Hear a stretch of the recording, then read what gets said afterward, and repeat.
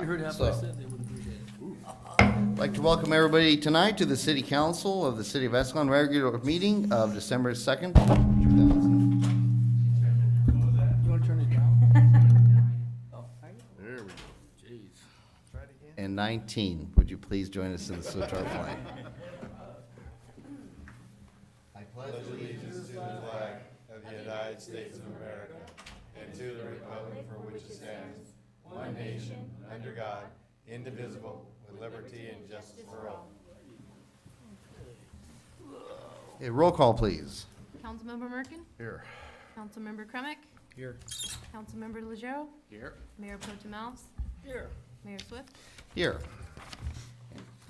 Let's see, no presentations tonight. We're going to go right to the consent calendar, and these items are considered routine in nature, interacted upon by a single action unless requested by an individual council member or member of the public for special consideration. And I would like to pull item number 1, please. Well, let's move up the list. I wanna see it here. Mine's not coming up on mine. I'd like to see the rest of that list. There's only 2 items on it. The register of demands and the minutes from November 18th. Okay, we're good. Okay? Get mine worked out right. So do I have a motion to approve item number 2? So moved. Second. It's been moved and seconded to approve item number 2. All those on the consent calendar, all those in favor, please signify by saying aye. Aye. Aye. All those opposed, please signify by saying nay. Item 2 passes 5-0. And my only issue on item 1, I would like to be able to amend it. And it's been bothering me for 2 weeks. The reason it's been bothering me for 2 weeks is because this was the last motion that was made at the last meeting. And I kept thinking, man, it just doesn't sound like how I thought that it went out. And then once I saw the tape, I was right. Okay. The motion as it is currently written is moved and seconded by Alves / Merkin that the mayor and city manager to sign the memorandum of understanding and send it to the Escalon Parks Foundation for its signature. If the memorandum of understanding is not received back, signed by the next council meeting of December 2nd, 2019, the current wording is the current designation in the Hogan Ennis Park Master Plan will no longer be valid. So after watching the tape, the motion was made and seconded to sign the memorandum of understanding and send it to the Escalon Parks Foundation for its signature. Councilmember Kremick amended the motion, okay, to say that if it is not received back by the next council meeting, the MOU, as is written right now, will die. Now, that amendment was accepted by the motion maker, Mayor Pro Tem Alves, as well as Councilmember Merkin. A few minutes later, Tammy, you asked for clarification. Well, does this also mean that therefore the park designation would go by the wayside? And both Councilmember Kremick and I made comments intimating that our opinion would be that way. That's a separate action. That action was not made as an amendment to the motion. It was not made as a second motion, okay? It should have been one or the other. It was done neither. And that's on me for not catching that, oh, wait, that should have been actually its own second action, or at least another motion. So what I'm saying is that as the way the motion stands and was made at that meeting, this part should not be in that motion legally.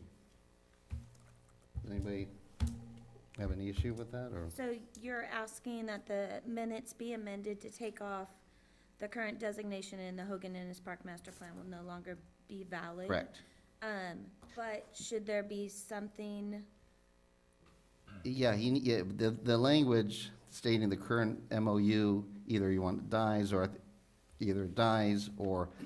fails, because I think, Councilmember Crummer, I don't want to put words in your mouth, but I think when we were talking about the MOU, what's the fate of the MOU, should it die? And I say yes. And I think you said something to the effect of yes, it should, that it would die in your amendment. My understanding was that if we did not get the signed MOU back by right now, by this meeting, that basically it would die. There would be no, MOU. the MOU would die, and that there would be no longer, We would no longer be holding a place in the Hogus Ennis Park master plan for the Escalon Parks Foundation skate park. Fair enough, and I think that's how it was interpreted, but once I look back and at what actually happened, I realized that should have been either another amendment, or another action, or another motion, or something like that. We never got the second. Versus just tactical, well, you didn't even get an acceptance by you or Councilmember Merkin about accepting the amendment. Right. It was never even proposed to be an amendment. And so that's why that, as a second action, it can't be counted as an amendment of this motion. And the reason why that I want to make sure it's out is, number one, to get this right. Number two, because down the road, if we go forth with this motion as is, all that anybody needs to do is look at the tape and go, that part was a separate actionable item and therefore not part of the motion. Well, then what would you want to replace that?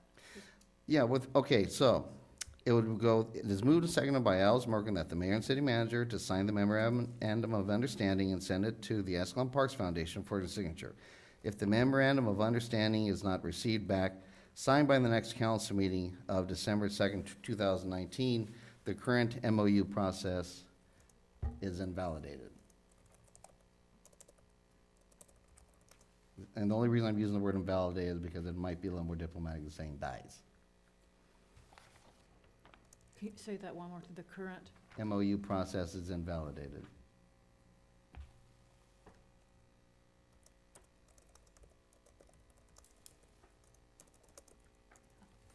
When I listened to it, I think that it was that the negotiations would end, Mhm, which is right. what, The MOU would be in other validated. words, what you Yeah, said. yeah. And like I say, and that's on me for not catching that that's actually another item. And I'm not blaming anybody else for, picking it up from there or getting that impression, because I should have caught that, so. And that's why I think another thing I'd like to mention tonight is, I already talked to Jamie, but I may ask her a few times to read the motions back before we actually pass these motions, because the words do matter, and we want to make sure we get things right, through the process. So, okay? Are there any other questions regarding item number 1?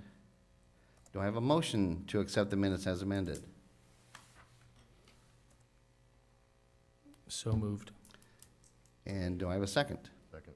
It's been moved and seconded to accept, accept the amended minutes under the consent calendar. All those in favor, please signify by saying aye. Aye. All those opposed, please signify by saying nay. Motion passes 5-0. Moving on to staff communications.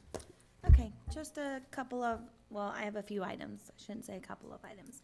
A reminder, tomorrow night is our hospice tree lighting at the Main Street Park at 6 p.m. So I hope that you guys can all make it out. And we had our Stuff the Bus event at Marvell. And we collected 52 turkeys, 178 bags of food, Wow. 4 coats, and $94 in cash.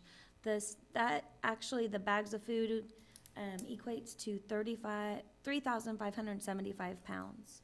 So last year, we had collected 2,900 pounds, and in 2017 was like 1,400 pounds. So we had a great turnout this year and great donations that were made. Fantastic. Yeah. That's a fantastic outpouring from the community for that. Yes. That was done with the Johnny and those guys in the bus? Correct, yes, yes. For him. Yeah, fantastic. Kudos. And that goes to the county food bank? It actually goes to our local care center. Oh, good. Yeah. And then, council may be aware, but I recently did hire a part-time executive assistant, Nicole Costello. So, she is here part-time and, is slowly learning some of that, so hopefully, to help me with some of my load and some others too, so. Ribbon cutting for the McHenry Bridge is December 11th at 2 p.m.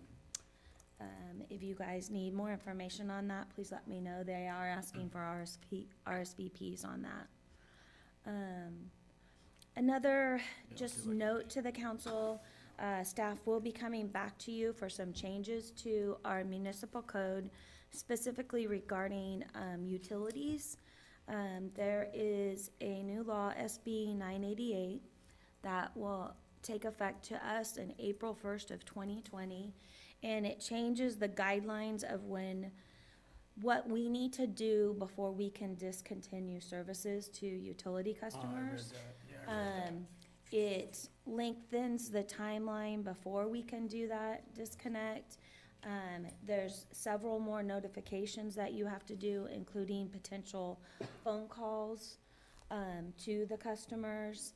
And there's a bigger window that you have to notify 15 days in advance of the shut-offs. So it's gonna be more work, and there's gonna be some learning curve in the billing and changing of the billing, and,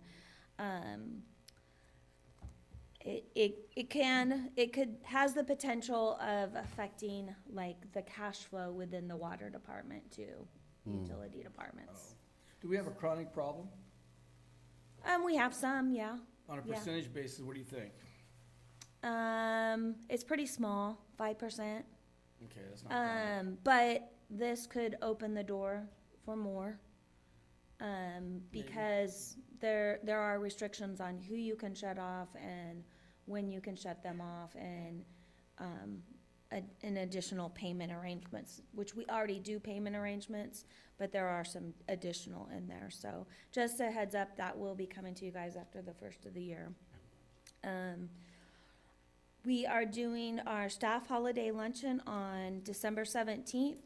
So we will be closing, the office early, half hour early for lunch, and and staying closed a half hour later from 11:30 to 1:30. We'll make sure we get signs up, here this week, regarding that. Party time.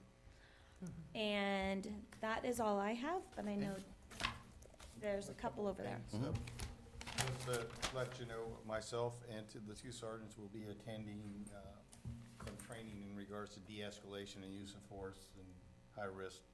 That'll be taking place on the 11th, and Los Manos will be attending a course there. And this last week has been extremely interesting in regards to incidents. We've taken 4 loaded weapons off of subjects. We had a call in the 2500 block of Jackson in Paddock Manor. A suspicious person called, the units responded, and didn't find anything. When they came back to the PD, they were followed by a vehicle. The vehicle followed the first unit in.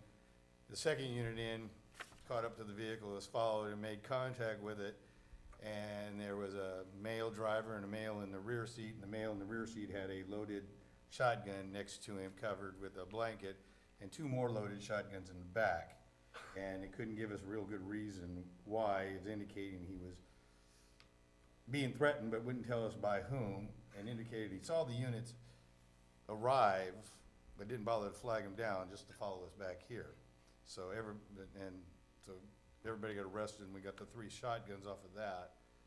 And then a few nights later, they made a traffic stop on a vehicle coming out of P&L Concrete about 11 midnight somewhere. And the driver was unlicensed. They detained him. They released the passenger. As they were doing an inventory search of the vehicle, there was a loaded 25 stashed in between the seats. And they thought it was a passenger, so they went and caught up to the passenger, and the passenger goes, no, the driver had stashed the gun when the stop was made. And so we didn't know who was telling the truth, but both of them went to jail. So it's been getting very interesting out there. Very. They were very busy on Thanksgiving, at least 1 domestic violence arrest, 1 arrest for abuse of a child, and a DUI. DUI actually drove up. They were doing an investigation on the child abuse case, and the subject drives up that resides there, and he gets out of the car and stumbles up to the front where the officers are.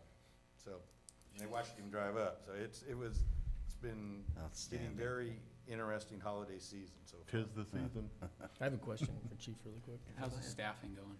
Pardon? How's the staffing? We're still running two officers 24/7, so that's the good thing. I mean, and the other night when we had that incident, actually one of the units was a trainee in his final shadow phase, so his partner, his FTO was in civvies and he was in uniform, and then the second uniformed officer was one that pulled up behind it, so. It was an eye-opener for those 2 young troops, both of them, well, one was the FTO's he's just getting off his FTO program. The other one has been out of FTO less than 3 months. So talking to two people, all of a sudden there's a loaded shotgun, you know, and this guy's sitting in the back seat with his hand resting on the butt of the shotgun, and it, or somewhat of a crude term, but I would say there was a pucker factor for the two officers. I bet. On these individuals that you've encountered in both these situations, did they have lengthy records? The one in the back seat was on probation for domestic violence, had a domestic violence restraining order, so we cannot legally possess a firearm anyway. How about the other gentleman with the pistol? The other gentleman is an undocumented alien. Oh, imagine that. Just a quick question. So if somebody has a CCW, they're allowed to carry though a loaded gun in the car with them, right? Because normally you have to have your gun and your ammo in like the trunk or Correct. something. Yeah, But if you have a CCW, Yeah, CCW doesn't come into play with that. It wouldn't make any, that wouldn't be the issue. These were subjects that did not have CCWs. but if you do have one, you can carry a loaded gun in the car if you Yes, have that to. gives Okay. you that privilege, yes. Outstanding. Sounds like fun. Anything else, staff communications? I had one item. The last few meetings, Councilmember Legero had talked about looking into updating the municipal code regarding sewer lines. Currently, our municipal code states that the city shall maintain all sewer mains within the public easements or on public property, and that the property owner shall maintain all sewer laterals, connection lines from the structures served by the sewer lateral to the main. So we know that we're looking into the possibility of making that change and putting it to the property owners. We would need a consensus if the council wanted to move forward with that. At this time, staff, Justin and I, as well as legal counsel, reviewed the current municipal code, and at this time, we're recommending that we keep the language as currently adopted, because the current language is the most protective of the city and is legally defensible. Changing it to responsibility to the city increases our liability and responsibility. And then the city would take on increased costs associated with constructing laterals from the main to the lot line. The city's capacity charge or development impact fee on new development would need to be updated to account for that. And that currently there are many, if not a lot of homes in town that do not have cleanouts installed. So we would have to move forward with having everybody install cleanouts at their property line for all the properties that do not have them.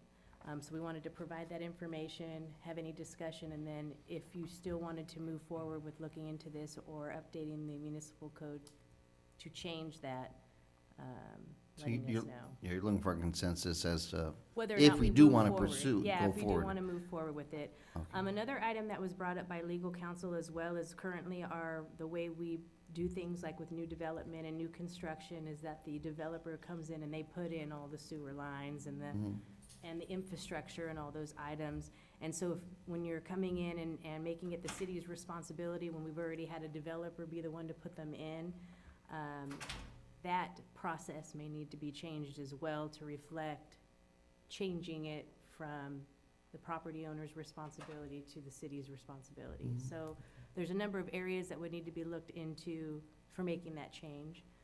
So we just wanted to open that to discussion, or if there's anything else that you wanted us to look into, and Justin could give more information on the public works and if you have specific Well, questions on here's the sewer. rub I have on it. You're asking a homeowner to be accountable for the sewer line to the middle of the street where it's connected, and they have nothing to do with that. Absolutely zero. How could they not have anything? It's their Because their contractor didn't install it, ours did. We had that liability, not the individual homeowner. But that's not true in every case, that our contractor hasn't installed it. Well, who do you think puts those connections in the sewer out there? Who does that in the middle of the street? A plumber. And who's that plumber normally work for? The developer Escalon. for Who's the house developer working for? themselves. Well, they're working for contractors, either the city or an individual contractor. But you're putting the onus on a homeowner who has zero ability and expertise to deal with that. And then the onus is on them to come up with about $5,000 to $10,000 to fix a problem. I'll give you an example. Freddie Finch, about maybe 8, 9 years ago, came to me, was complaining about it, and I asked what the problem was. He says, well, there's a break in the pipe in the middle of the street. And I said, okay, so And I wasn't aware of the rule we had. And he told me I have to fix it. I go, why? He said, well, it's part of the ordinance. Personally, I think it's unreasonable. Well, I know exactly, in Fred's situation, a contractor came through and cut through his line, so in that situation, 100% that should be fixed, not under Fred's issue. So that's the reason why Mr. Finch had that issue. You're very well aware of that. So this is kind of a different scenario. This is more, homeowners have their trees in their front yard, their trees causing issues to the lateral that's going into the main. Well, I agree with that, and I can see the difference between the two. But just to assume outright that the city has no liability in that sewer line is not reasonable. The city should have liability from the street sidewalk out, provided the homeowner didn't have any influence on the problem. For example, your tree roots, like you just mentioned, some kind of a clog that they created by maybe too much grease or whatever. And I understand those things, but I don't think to blanketly just say, go fix that sewer line is reasonable. And I worry about the city's conditions financially, just like everyone else, but at the same time, you gotta be fair. And in my opinion, I don't think it's fair for the homeowner to absorb that completely if they had nothing to do with it. Now, if they created that problem, I'm with you guys, they should fix it. But generally speaking, that's not the case. Generally speaking, it's failure because of the way it was installed, or movement, or wasn't compacted properly, or there's a multitude of reasons why those things fail, but generally not relating to the homeowner. And that's something we need to be considered. I mean, understood the liability and the financial responsibility, but at the same time, where do you draw that line? We can't just throw the homeowners under the bus and say, fix it.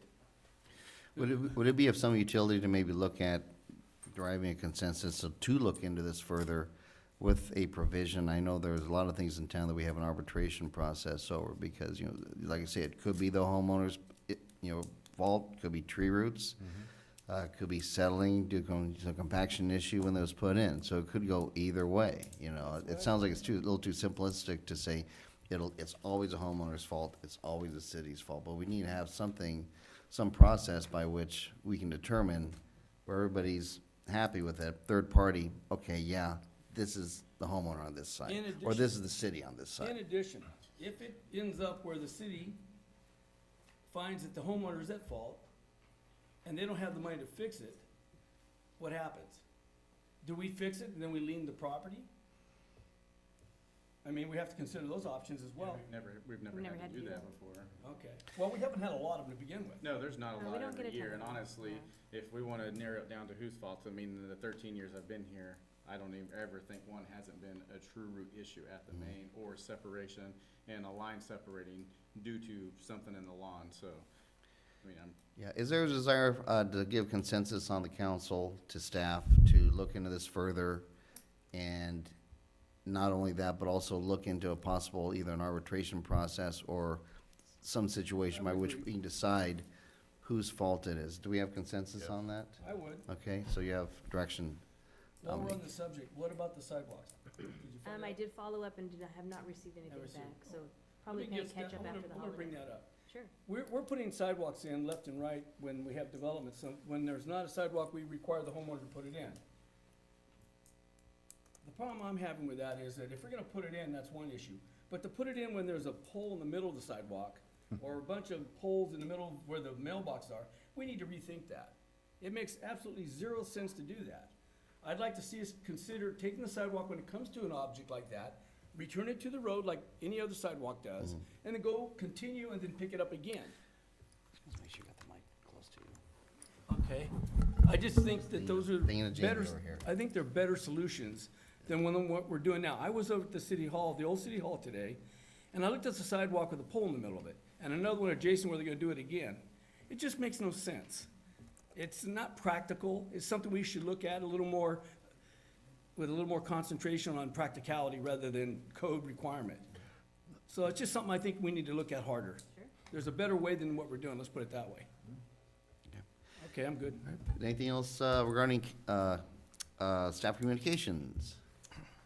Not No? this time. Okay, we'll go on to matters presented to the audience. At this time, the public may address the city council on any item not on the agenda, but needs to be within the authority of the council. The speaker is limited to a maximum of 5 minutes, and we have a lot to talk about tonight, so I'd like to ask the chief if he wouldn't mind just keeping some general ballpark, on that. Who would like to speak first? Seeing none, we will proceed to our public hearings. You're off the hook. Thank you. You're off the hook. Item number 3 is to waive the second reading and adopt ordinance, I hate to say triple X on everything, but amending Chapter 15 Buildings and Construction of the Escalon Municipal Code and adopting by reference as California Building Standards 2019 edition, Title 24 of the California Code of Regulations with amendments and other uniform codes. Before I begin the public hearing, I'll turn it over to Dominique. Yes. Okay, to start things off. So as you may recall, about 2 meetings ago, we had our introduction and waiving of the first reading for the 2019 CBC update. I won't go through the background and overview because that was provided at the last meeting.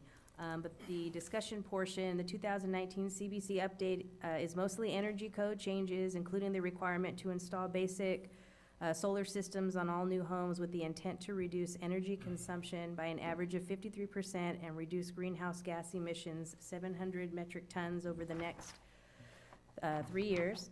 Other updates include lighting shifts to LED and/or the use of skylights or solar tubes to offset powered lighting for non-residential development, standards encouraging demand-responsive technologies, including battery storage and heat pump water heaters, improving the building's thermal envelope through high-performance attics, walls, and windows to improve comfort and energy savings, and air filtration.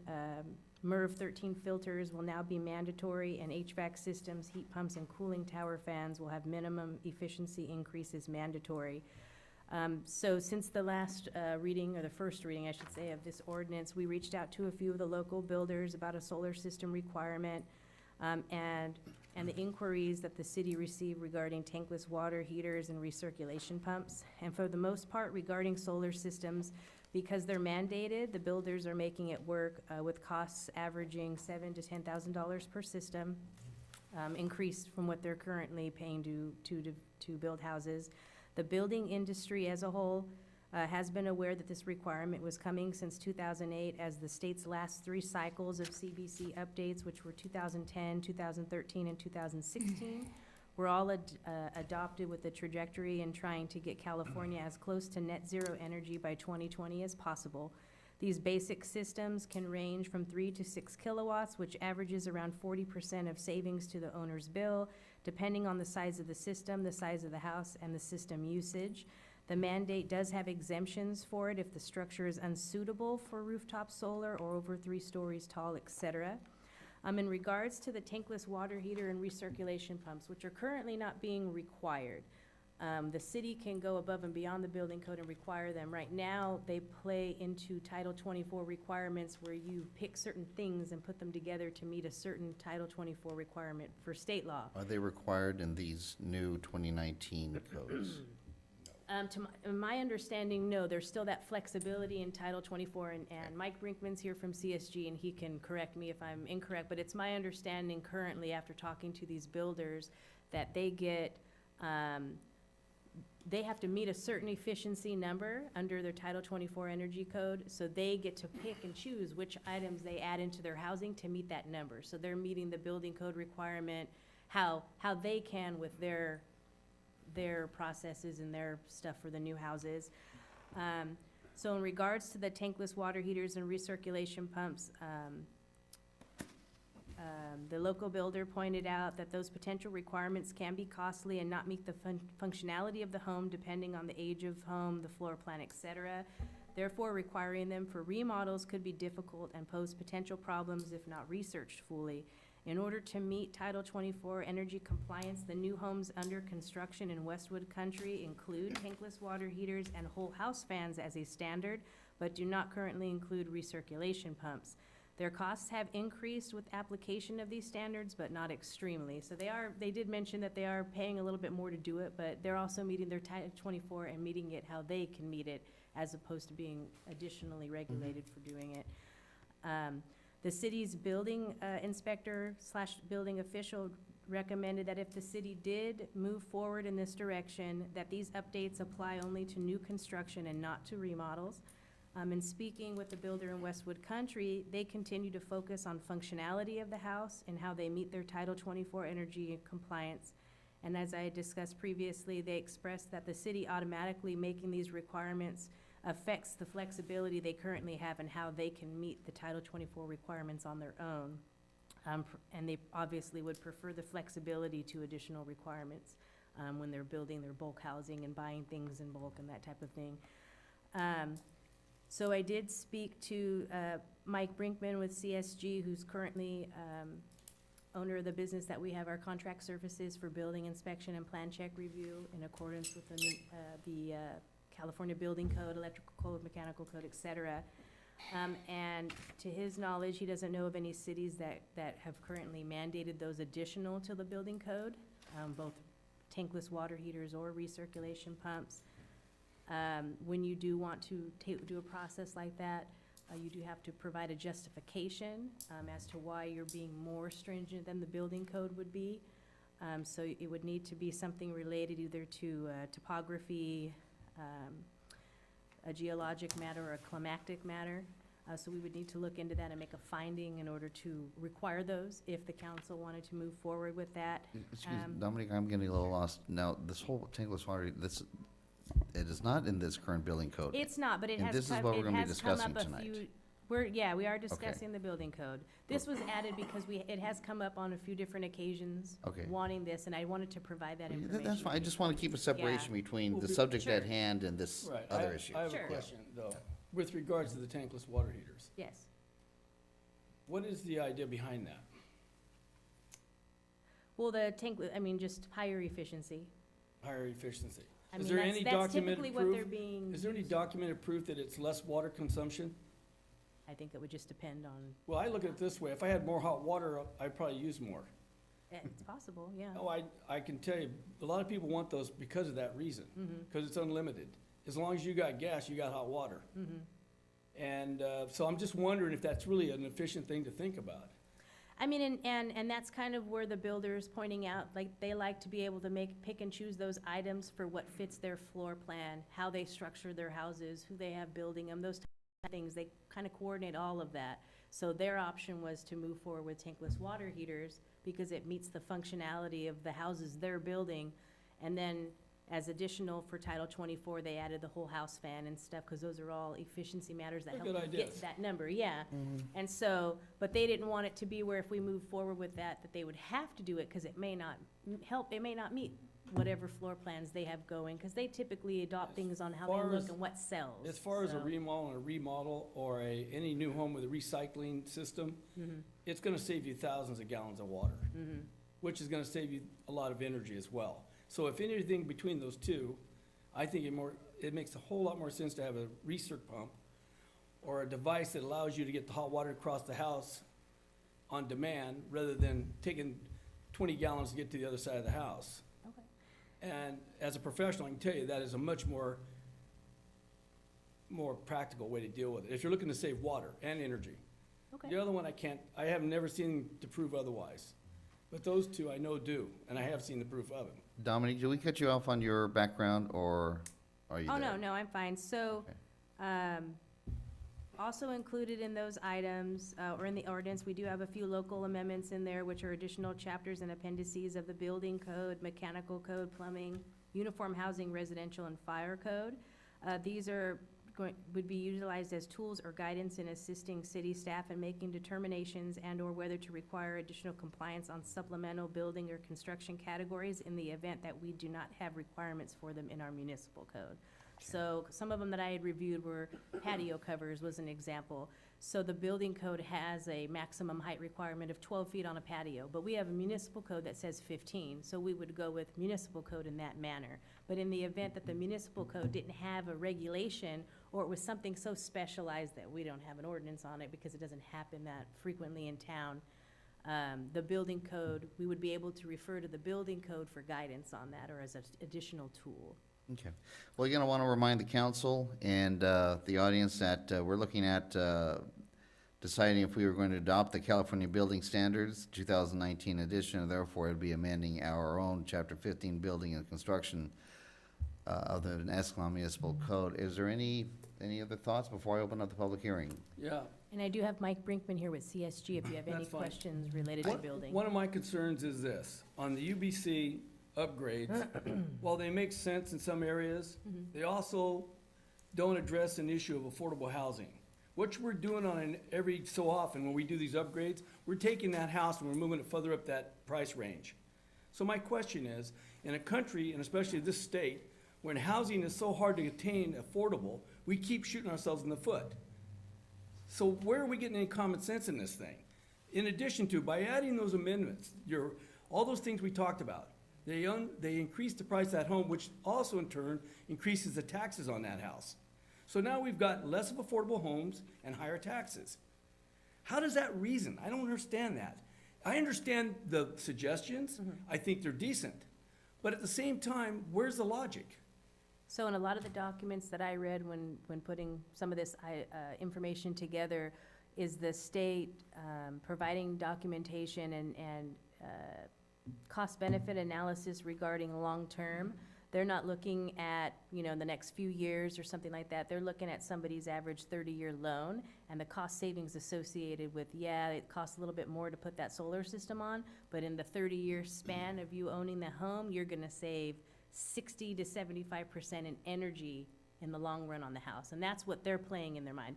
So I'm just following up with how I understood them No, I justifying I the get it. requirement. Yeah. Yeah. Or Was that they're justification. looking 30 years out, Yeah. you know? I'd like to start the public hearing, and let's start it right now. If anybody would like to speak from the audience, please come up.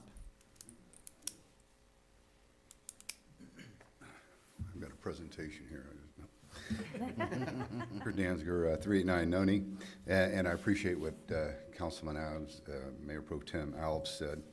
And I agree with you also on tankless water heaters. As I was looking it up tonight before I got in here, and because I'd read the agenda, and we only talked to building developers. We've been told about the water restrictions that are going to be put on that are limiting households to a certain amount of gallons. Here's the fact sheet, I'll leave it with you. It doesn't hold the homeowner responsible, it holds the city and the agencies responsible for reductions. And these things are gonna happen. So this is getting ahead of it. I don't know about the tankless heaters. I don't know if that saves you any water, but certainly you and I know on homes that are already been constructed, that water recirculating pumps are easy to do. I paid more than he did because he put his in himself. But I looked up my recirc pump. It's $250, and the plumber that put it in charged me $800 to do it. Whoa, you should have called me. I'd like to have that $800. A friend of mine said, he's the guy to use, and he was local, so I thought, okay. It was just, $800 well worth spending. Over the long period. Yeah, I'm using, I got in the shower at night just laughing. I used to wait 10 minutes for that thing to warm up. I think we need to have it. I agree. He put it in for, $250. It doesn't add that much to it. We're gonna be required to be doing these things within the next, 3 years, and then again in 2030. So it comes even farther down. The city's gonna be responsible. But what are they gonna do? They're gonna pass that cost on to the homeowner, because they're gonna see who's using what. And they're gonna say, well, if we're gonna get hit, here's your fine. That's how it's gonna go down, and it's how it's gonna work.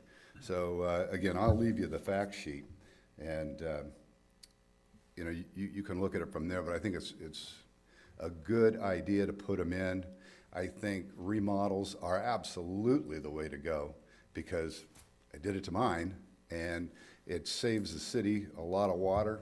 We're gonna be required to save water over time, And when they ask, what have you done? You go, we changed we put an amendment in our building code so that we can save water, among other things. So I think that should be part of this. Key thing too on those types that you're talking about is timers.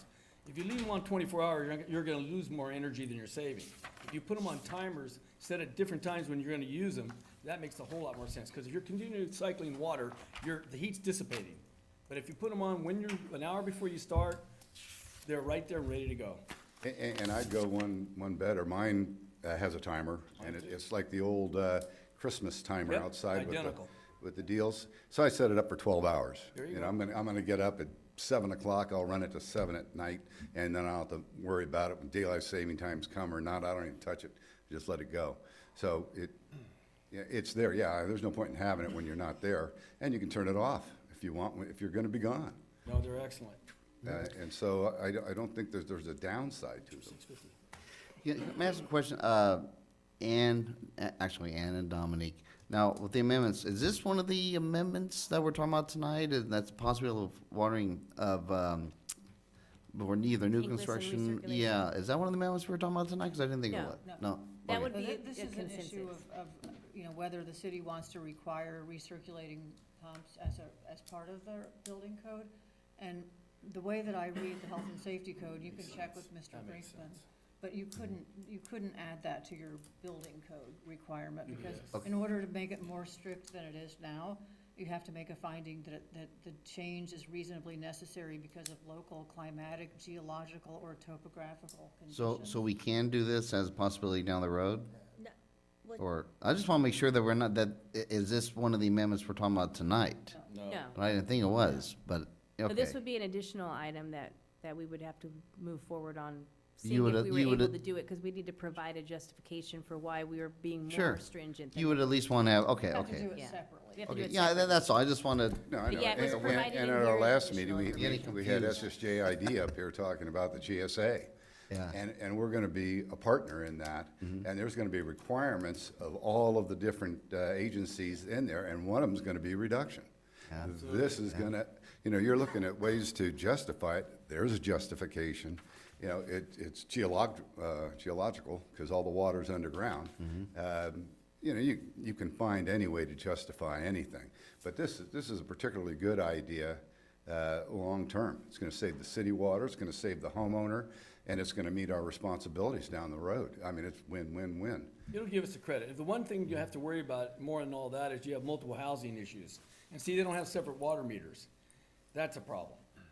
And I agree, there's things to be worked out. Yeah. That's why I just put it out there. Maybe you want to put a certain amount of money that a remodel has to hit before you do that. Sure. Whatever, but if you start now and you work on something, you can see where it goes and fine tune it a little later. It's one of those things that are reasonable to look at. I got a comment on this. So, to me, it seems like, or I don't want to cut Kurt off. Or you got any more? Or I'm done. Thank you. just a comment. I'm typically not in favor of regulation, more regulation, making people do things because, it suits us. And so if we require for any remodel to put in a recirculation pump, while it may be a good idea, it may save the homeowner money over time, it may save the city water. I don't want to force people to do that with a law. If somebody wants to do that and they see the value in it for themselves, then I'd like to let them do that. I don't really feel comfortable mandating this, saying if you want to remodel your house, like I have an old house, right? And if I want to remodel it, now I have to do something else because the city requires it. I'm not in favor of that. Anybody else like to speak? It is public comment. Please come up. And again, I do want to keep in mind, we're talking about passing the 2019 building code. Yeah. Dave Willis, 425 Sultana Way. I just have one question, and actually it applies to 3, 4, 5, and 6, and it's my bugaboo about outbuildings. Is there any of these outbuilding sheds and things that people put too close to the fences and stuff? Is that in any of 3, 4, 5, and 6? I just want to, because that's my bugaboo. I don't like it when they put them right up next to a fence, and there's only you don't have that 5-foot clearance. What are you, When we had, He's referencing the items on the agenda, Oh, not okay. items within the yeah, particular building I just code. wanted, that way I don't have to come up with each thing, each time. This Wait. one does not. no, this one does not, and 4, 5, and 6? regarding buildings and The- setback the general- requirements? Setback requirements? No, Okay, none of them address that. good. So I just wanted to make sure. Okay. And my next question is, or next statement is, you referred to the 30-year mortgage. The state says, oh, they can pile this off on a 30-year mortgage. Well, it's not that many people stay for 30 years, so there really is no savings. And that was something that I talked to my staff about as well, is they're making that assumption people stay in the house for 30 years, and a lot of people pick up and move now, you know, so. And especially the way things are going now, I'm surprised they're gonna sell any more houses. Thank you, Dave. Anybody else like to come up and speak their mind on this item? No? Seeing none, I will close the meeting and bring it back to council for action. And this is an actual item. If we want to adopt the California Building Standards 2019 edition, I will need a motion. So moved. This doesn't include what we just talked about, right? No. That's separate. No, it That's doesn't. separate. This is The other just the addition, the stuff they added 2019. on to it. Then I second the motion. Motion's been moved and seconded to amend to amend Chapter 15 Buildings and Construction of the Escalon Municipal Code and adopting by reference the California Building Standards 2019 edition, Title 24 of the California Code of Regulations with amendments and other uniform codes. Is there any discussion on the motion? I would just say that it's a mistake to pass it simply because the state of California cannot continue passing mandates without solutions. And all they do is run stuff down our throats, we shove it down the taxpayer's throat, and nothing ever gets resolved. And for that reason, I cannot support it. Fair enough. Is there any other debate on the motion on the table? Seeing none, we'll proceed to vote. All those in favor, please signify by saying aye. Aye. All those opposed, please signify by saying nay. Nay. Motion passes 4-1. Item number 4. So before we move forward, just really quickly, is there anything I need to do regarding tankless water heaters and recirculation pumps? Is there a consensus that we want to move forward in looking into that and seeing if we can do that? Or do we want to hold off on that for now? I'm already reading that we have one on either side of the issue, so I don't know if we're gonna get a consensus at the moment. I would like to move forward and look into it. Okay. My concern is, I would like to have someone from the construction field Sure. tell me how this is going to affect not new houses, if you do a remodel, but the houses that were built in Escalon in the 30s, the 40s, the early 50s. How does that affect those houses? In what respect, Walt? Well, there was something in that particular item said it may not be beneficial to those houses. It may be something, it requires something more. One of them had talked about the functionality. The older functionality. homes with the older piping, needing new Yes. fittings, having to reroute things, depending on the floor plan, if you've got your showers on one side and your heater, your water heater on the other side. That was what they were talking about, is back then, a lot of floor plans were different, so it's harder on older homes. That's the information that was shared with me. I had one of them get back to me, and the other one hasn't called back. He was supposed to provide some information too, so I'm hoping to get additional information on it as well. And I have no problem with new homes having it, and if people have a relatively modern home that doesn't require repiping and everything like that, I have no problem with that. I'm concerned about the people that live, particularly elderly people on fixed incomes, that would have to go in and redo their house. Yeah. I Well, agree with you- that. Just for your information, it's not required to repipe. Yeah. The systems they have now, basically what you do is you have there's a couple different options. One of them is you can go directly to the water heater, install a pump, and then go to the furthest fixture in your house, and you have a manifold that goes underneath the sink. And that sink has a sensor in it.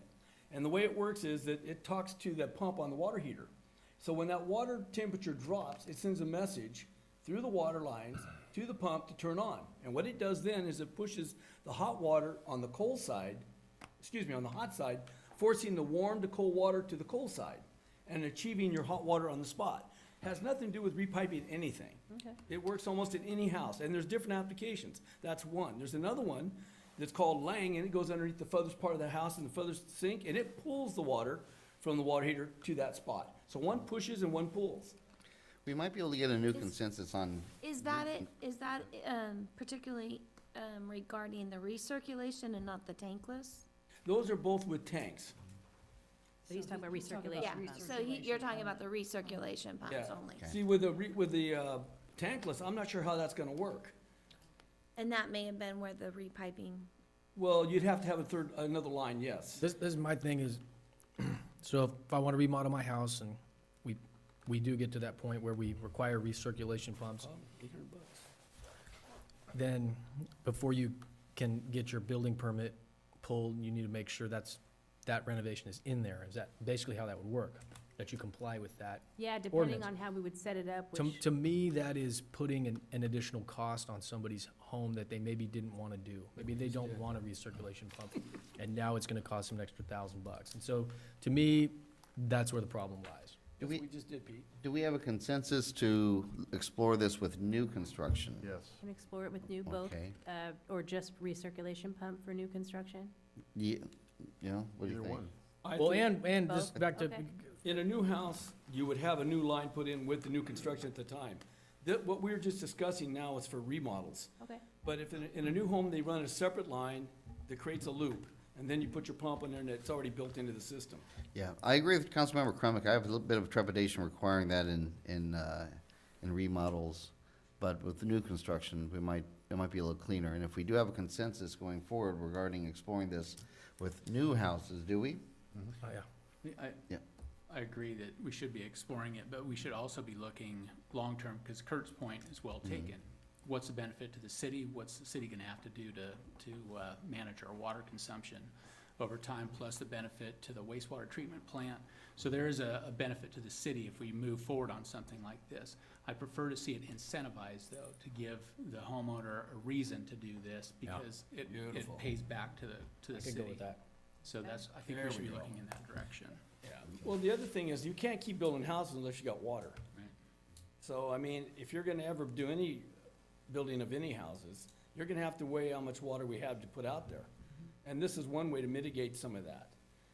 I think what Councilman Legero said is a great point.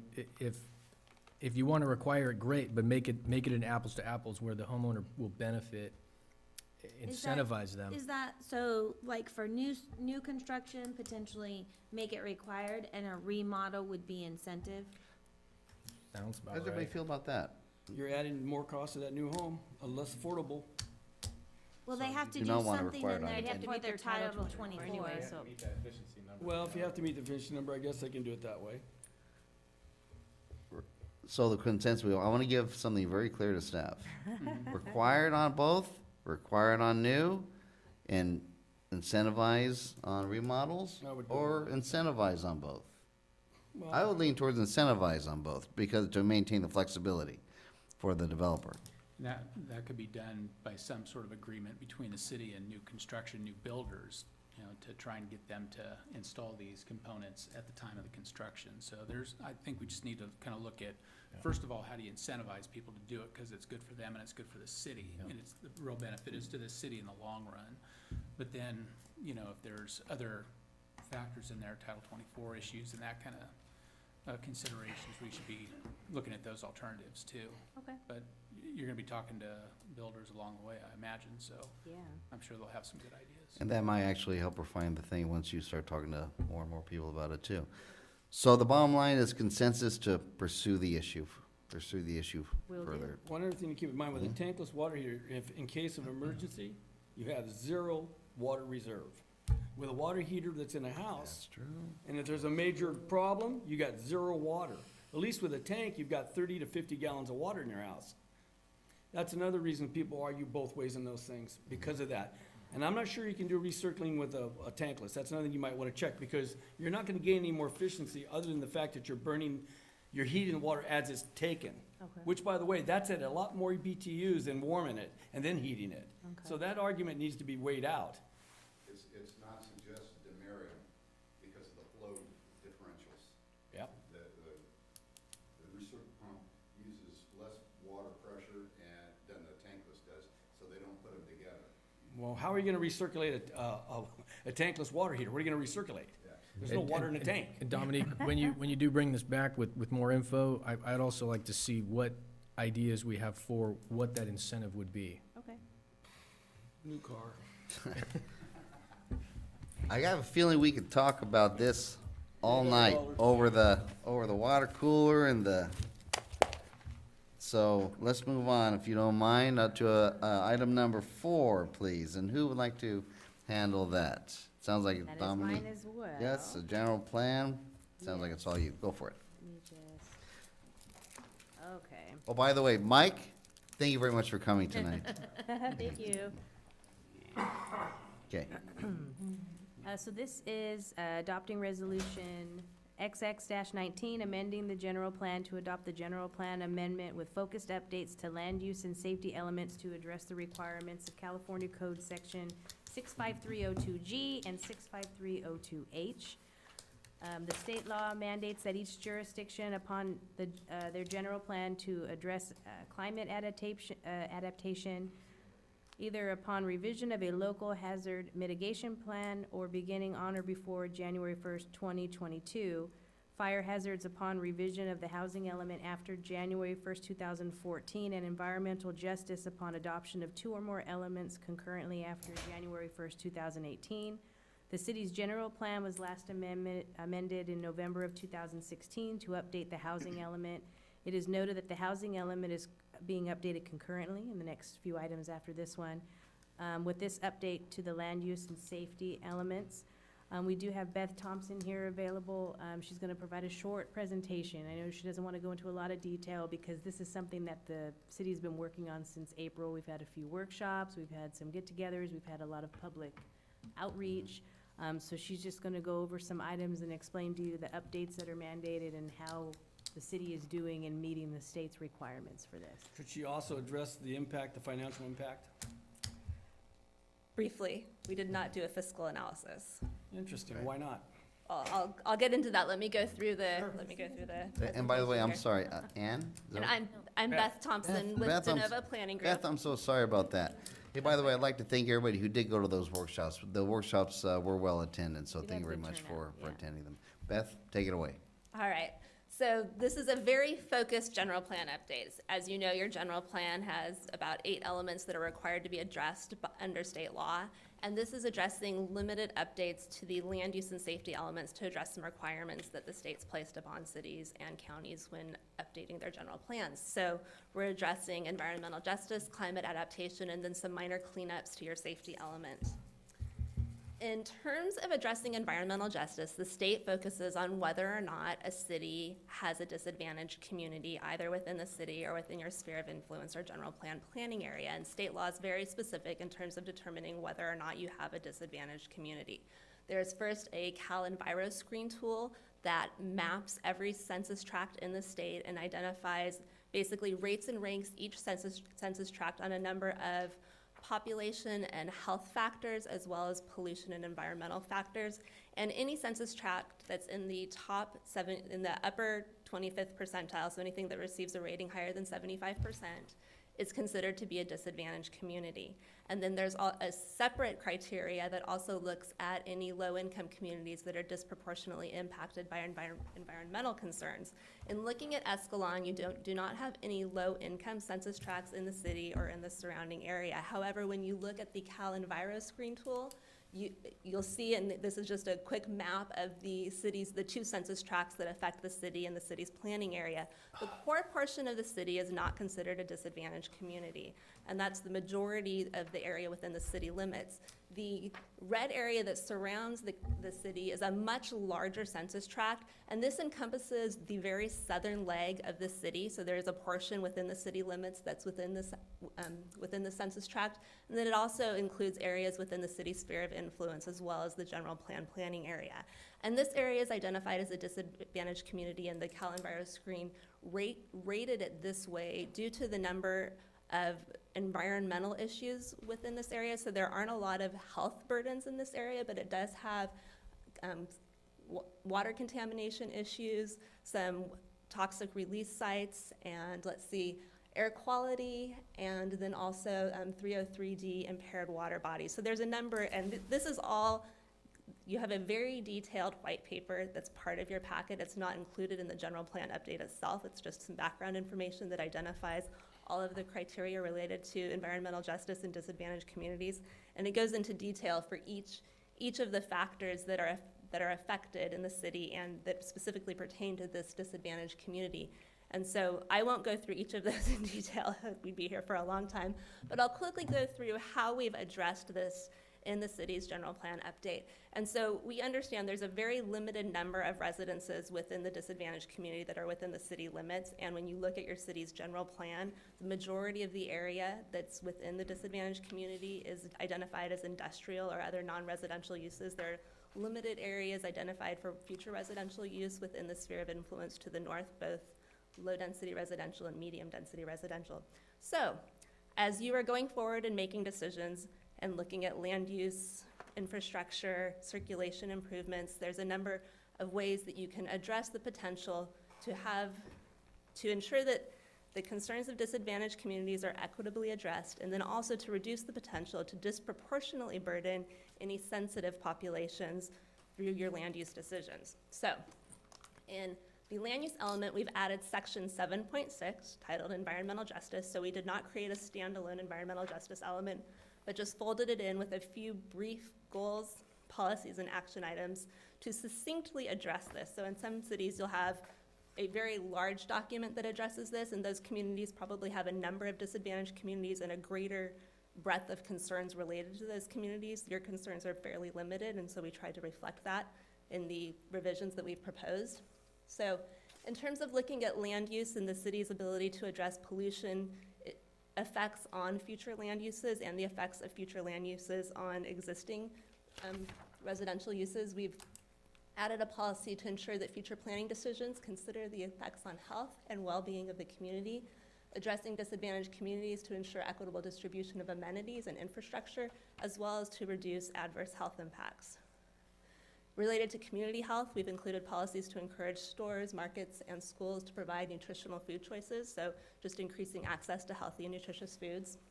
In terms of both circulation and open space, there's policies and actions related to ensuring that the city's infrastructure, open space, and recreation decisions are intended to improve the quality of life to ensure equitable access to such amenities. And then in terms of housing and then air quality, you have policies and actions that just point back to your existing air quality element and housing element, so we didn't feel the need to have a whole new set of policies related to those issues. In terms of the fiscal impact on the city, these are a number of policies that don't unduly burden future developments when they come into the city, and as you're going through your capital improvements programs, as you're looking at development projects, this will be like a paragraph or so of analysis that's added to each project. So it's not a really detailed analysis requirement that you're placing on future decisions that you'll be making. So that's the quick and dirty environmental justice overview, or clean, I should say, quick and clean environmental justice overview. I appreciate it very much. I know you did a lot of work on that white paper. I know that this is a state requirement. Looking at this as to what we need to do, I would probably argue, you might very well argue too, that all these things we're already working on. So in terms of the actual impact or change, if we adopt this tonight, we're already on that very same path. And it's not, we're not going to be reinventing the wheel. We're not going to reinvent the Escalon or anything like that with Right. this. Okay. Yeah, these are not new issues that the city is facing. This is a Right. concern that's been a concern for a long time. It's just specifically articulated in state law now. Okay. So moving on to climate adaptation and resiliency, the safety element has been revised to include section 2.6, which specifically addresses the city's approach to addressing the state requirements for climate adaptation and resiliency. And once again, you have a detailed white paper that's not included in the general plan, but that provides background information on various state laws and regulations, federal regulations, and then what is anticipated in terms of future effects on Escalon from the global effects of climate change and climate fluctuation.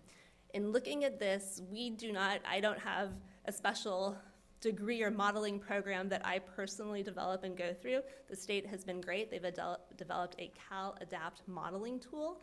And so what this tool does is it looks at several future scenarios, and it looks at changes in greenhouse gas emissions over time, and it looks at a high emissions scenario. So if greenhouse gas emissions are not curtailed, then what would happen if those continue to increase, and what would be the anticipated effect on the climate and a number of variables, and then as well as a medium emissions scenario.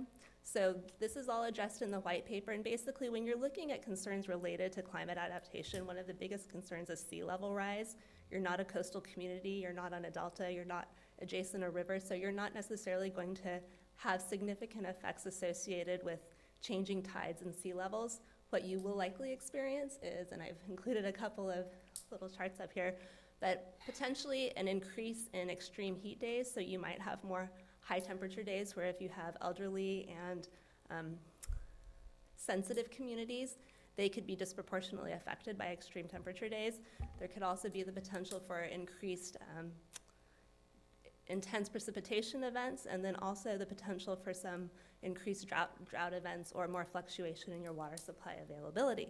So in developing the changes for your general plan, we have focused on just addressing those concerns and not necessarily having a global approach to changing the face of the climate on a global level, but we're looking at specifically what can Escalon anticipate to see and how can you address that. So we've looked at ways to address that through the city's local hazards mitigation plan, addressing just ensuring that your infrastructure continues to be safe and that you're thinking of your community and potential concerns related to extreme heat and increased precipitation events. And then we also have included a policy to ensure that as you're looking at future development projects, any development projects that would disproportionately contribute to climate change would just mitigate such effects. So those are the changes to the safety element to address this topic. And then lastly, we just did some minor revisions to the rest of the safety element. We included an updated introduction, and this is a very just brief introduction that better describes and illustrates the types of safety and hazardous risks that might face Escalon. So there are a number of issues required to be addressed by the state that aren't really issues for Escalon. So we just discussed that, and then we refined some language, to address emergency and disaster response requirements, and then we also added section 2.5 to specifically address potential geologic hazards. And I would be happy to answer any questions about those changes. Okay, what I'd like to do is, if the council has any questions initially, please ask Beth, and then when I open up the public hearing, Beth, if you wouldn't mind, stay close, just in case anybody from the audience has any questions. Absolutely. Are there any questions from the council before I start the public hearing? I know you said in the beginning there was not a financial analysis done, and you're gonna tell me why, but you didn't. So the reason, well, it wasn't part of our agreement, but most of these changes are. Whose agreement? So I have a contract with the city, and it identifies specifically the work effort that we undertake, and that includes the background analysis to address the state requirements, and then also to provide information regarding the effects of climate change, and then also environmental justice issues as they relate to the city. So that didn't include a fiscal analysis component, but one of the reasons that the city that staff probably did not require that we do this is, as your mayor had mentioned, a lot of this is just building upon what you already do. So these aren't placing new requirements on development where they have to jump through a whole series of hoops in order to address ever-increasing standards. This is just additional analysis and consideration that your staff will undertake as they're reviewing projects. So none of these are mandates or suggestions? These are, it's mandated that you address these requirements of state law. The way you address the requirements, you have a lot of flexibility. So you could provide a number of standards and requirements that you place on all future projects that could be very onerous and difficult to implement. We understand that your city has limited staff and that you have a very focused amount of development that will likely occur. And so we really oriented the policies and actions to ensure that you comply with state law, but without really burdening projects and going overboard. Okay, good answer. Thank you. Okay, I'd like to start the public hearing. If anybody from the audience would like to come up and ask any questions, preferably to Beth, since she's the expert on this one, and we're not, please go ahead. 3, 2, 1. No? Okay. I do have them, but they're politically incorrect. Well, let's close the public hearing right now. A little spice. Yeah, I want to hear it, but maybe I don't want to hear it. Well, yeah, Dave Willis, Can you just keep it clean? I'll keep it as clean as I I can. really kind of sort of wanted, I know, I might regret The this, huh? state mandates these, and one of the big things they concerned about is CO2 emissions, right? Right. A human being, by being here, creates CO2 emissions, do they not? They do. But yet, we are a sanctuary state, bringing in more CO2. That's a valid argument. Now, Will they eliminate soda pop and beer because of the CO2 to make up for the illegals, or what? That is my question. I mean, if the state is a sanctuary state, There's no logic. bringing in but- more CO2, I what think all the these- state is at fault, and we should push it back on them. You know, I don't regret not closing the public hearing at all, by Yeah. the way. I don't regret not closing it. But just for the sake of time, if there's nobody else, I will go ahead and close it now and bring it back to council for I action. did what I could. I have a question real quick. I have questions Go ahead, Mark. too. Go ahead. To make any sense. So what is the city, what are we really doing to address these? Like, did we put something in there where there's really hot days, we're gonna open the community center up with the misters?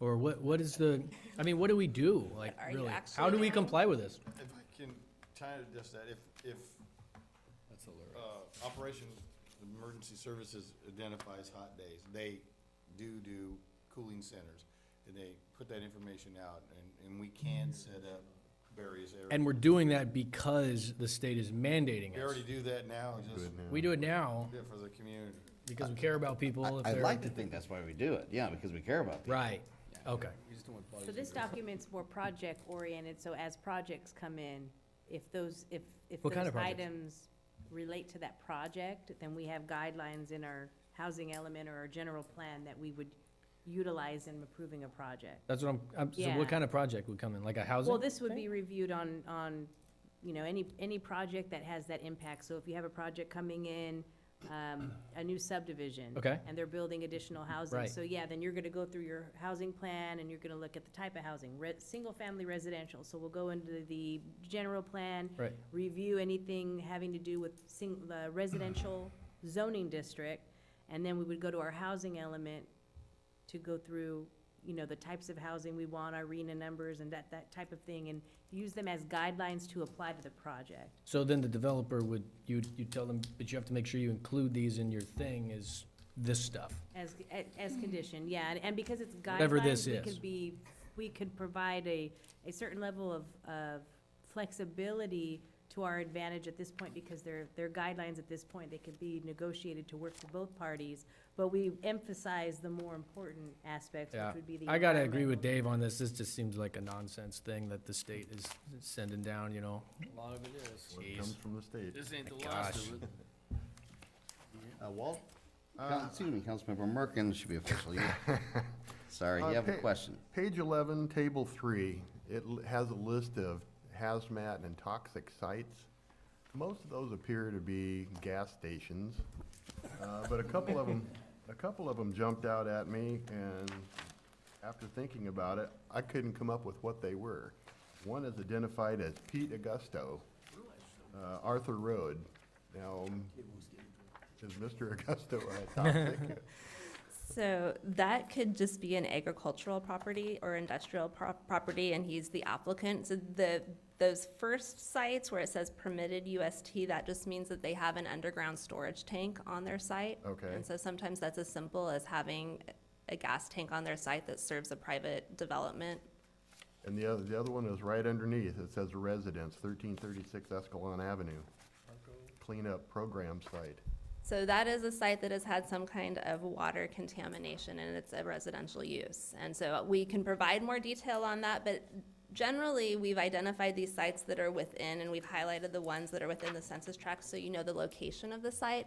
And as you have future projects coming forward, if they're in the vicinity of that, then what you'll do is your staff will look at the cleanup program, and they will see if it's being implemented, and if there are any impacts on, say you have a residential project proposed adjacent to this cleanup site.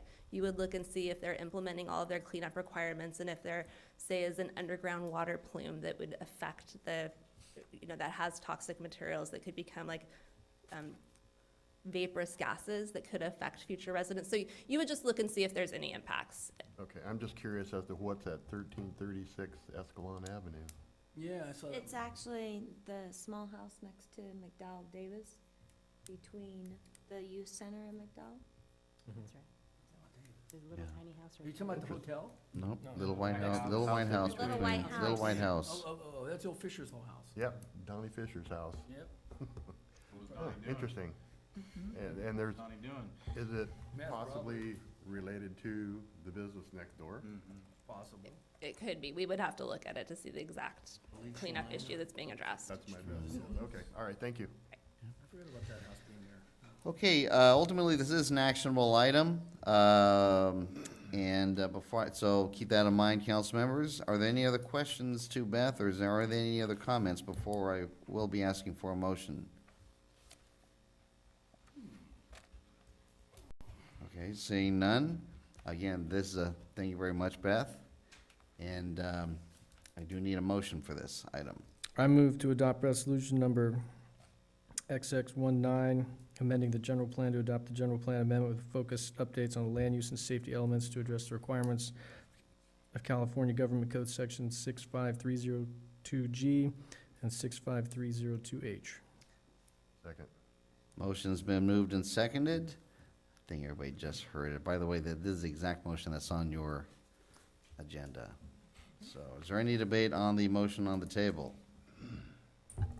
Seeing none, we'll proceed to vote again. The motion is to adopt the resolution amending the general plan to adopt the general plan amendment with focused updates to the land use and safety elements to address the requirements of the California Government Code Section 65302G and 65302H. All those in favor, please signify by saying aye. Aye. Aye. All those opposed, please signify by saying nay. Motion passes 5-0. Item number 5. So the next item on the agenda is adopting a resolution amending the general plan to adopt our housing element update that addresses the requirements of California Code Section 65580 through 65589.8. And we do have Beth available with a short presentation on that one, as well as this is another item that we've been working on since April, so it has been in process for several months. Okay, I'd like to do this in the same manner. Beth, please, you do your presentation. Initial questions from the council to you, and then we'll open up the public hearing. Sounds great.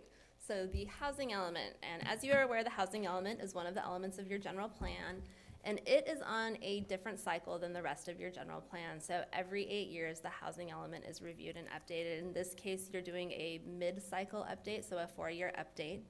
And the housing element is required by state law. It identifies the city's goals and policies related to accommodating housing and identifying the city's specific housing needs. It's a requirement to have a certified housing element in order to be eligible for a number of state funding programs. So the SB2 funds that the city recently applied for, you must have a certified housing element in order to receive those funds. And there are other funding programs out there as well that require you to have a certified housing element. So the housing element includes an evaluation of the city's accomplishments under the current housing element, an assessment of the city's housing needs, including the needs of special populations.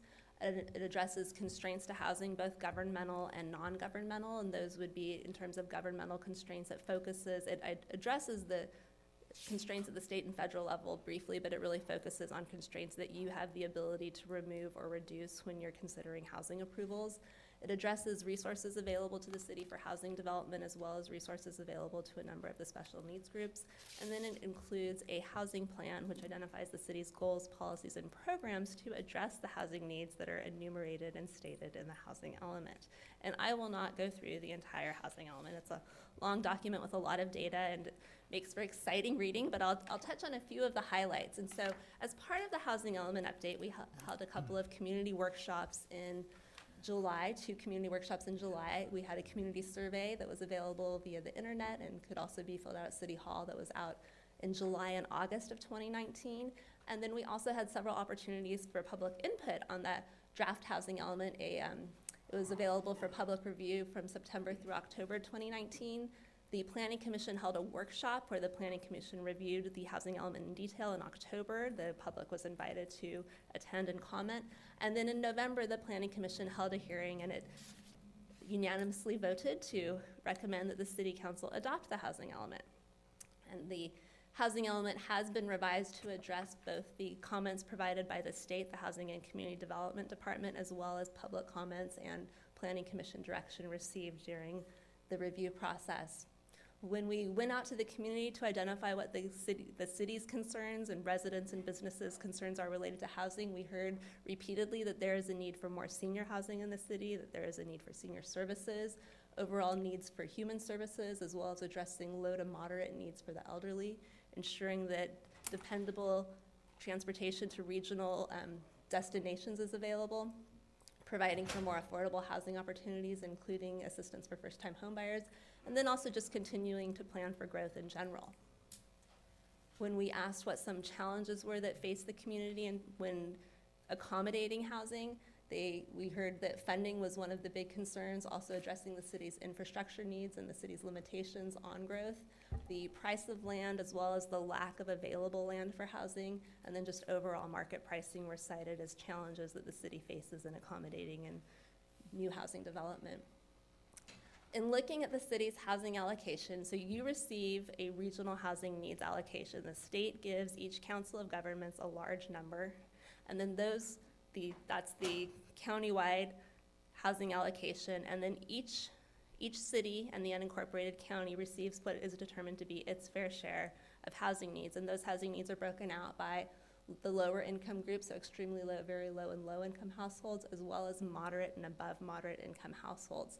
And both with your previous housing element and this housing element, you have adequate sites to accommodate your housing needs, so there's not a need to rezone or designate additional sites to meet and accommodate your housing needs.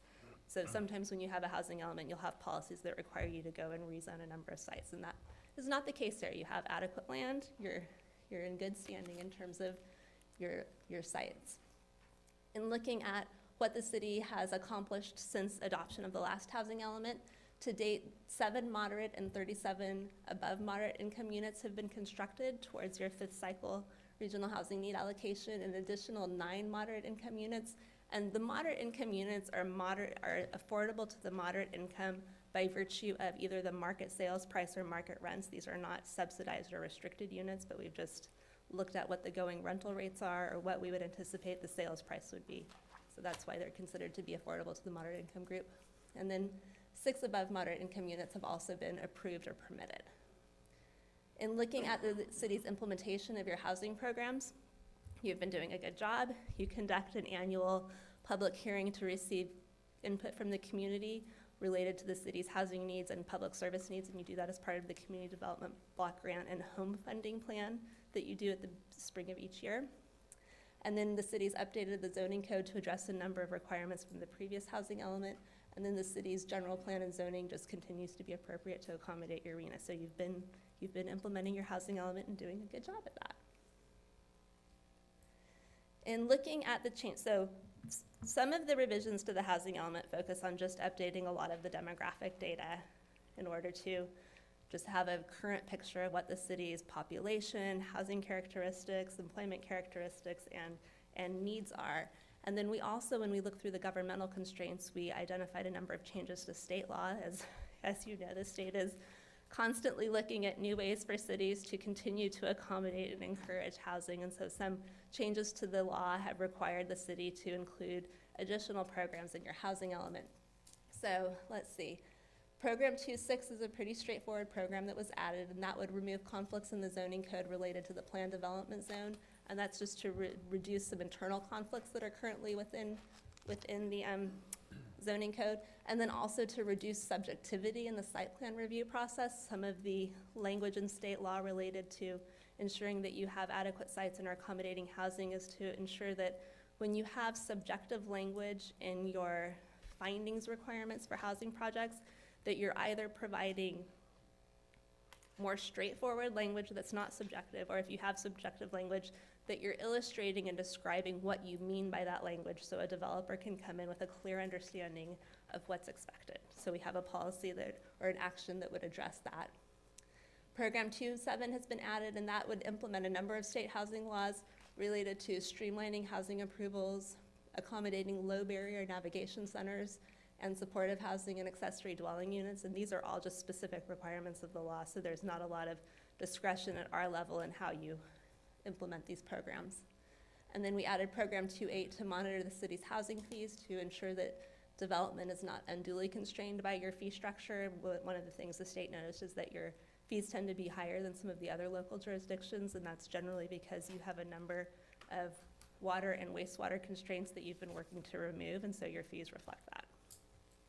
And then we added Program 3.2, which would address state requirements to accommodate housing developments with at least 20% lower income units. So if you have an affordable housing project proposed on certain sites that are in your lower income inventory, if they have been in a previous element and they're a mixed use site, or if they've been in 2 previous elements concurrently and they're a residential site, you have to have by right approvals if they have 20% or more affordable units. So we have that program included as well.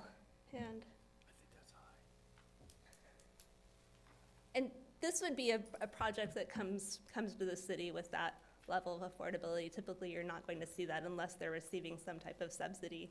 Most developers just can't afford to provide affordable housing as part of their project. So that's the end of my presentation. I'd be happy to answer any questions. Well, again, I appreciate you for all your hard work on this. I know it's all a state requirement. I know they want us to head a certain direction. And again, I hope you would agree that it seems like, just listening to everything that we are talking about doing, we're already doing it, we've been doing it, we're gonna continue to do it. So, is this plenty enough to satisfy the state, in your opinion?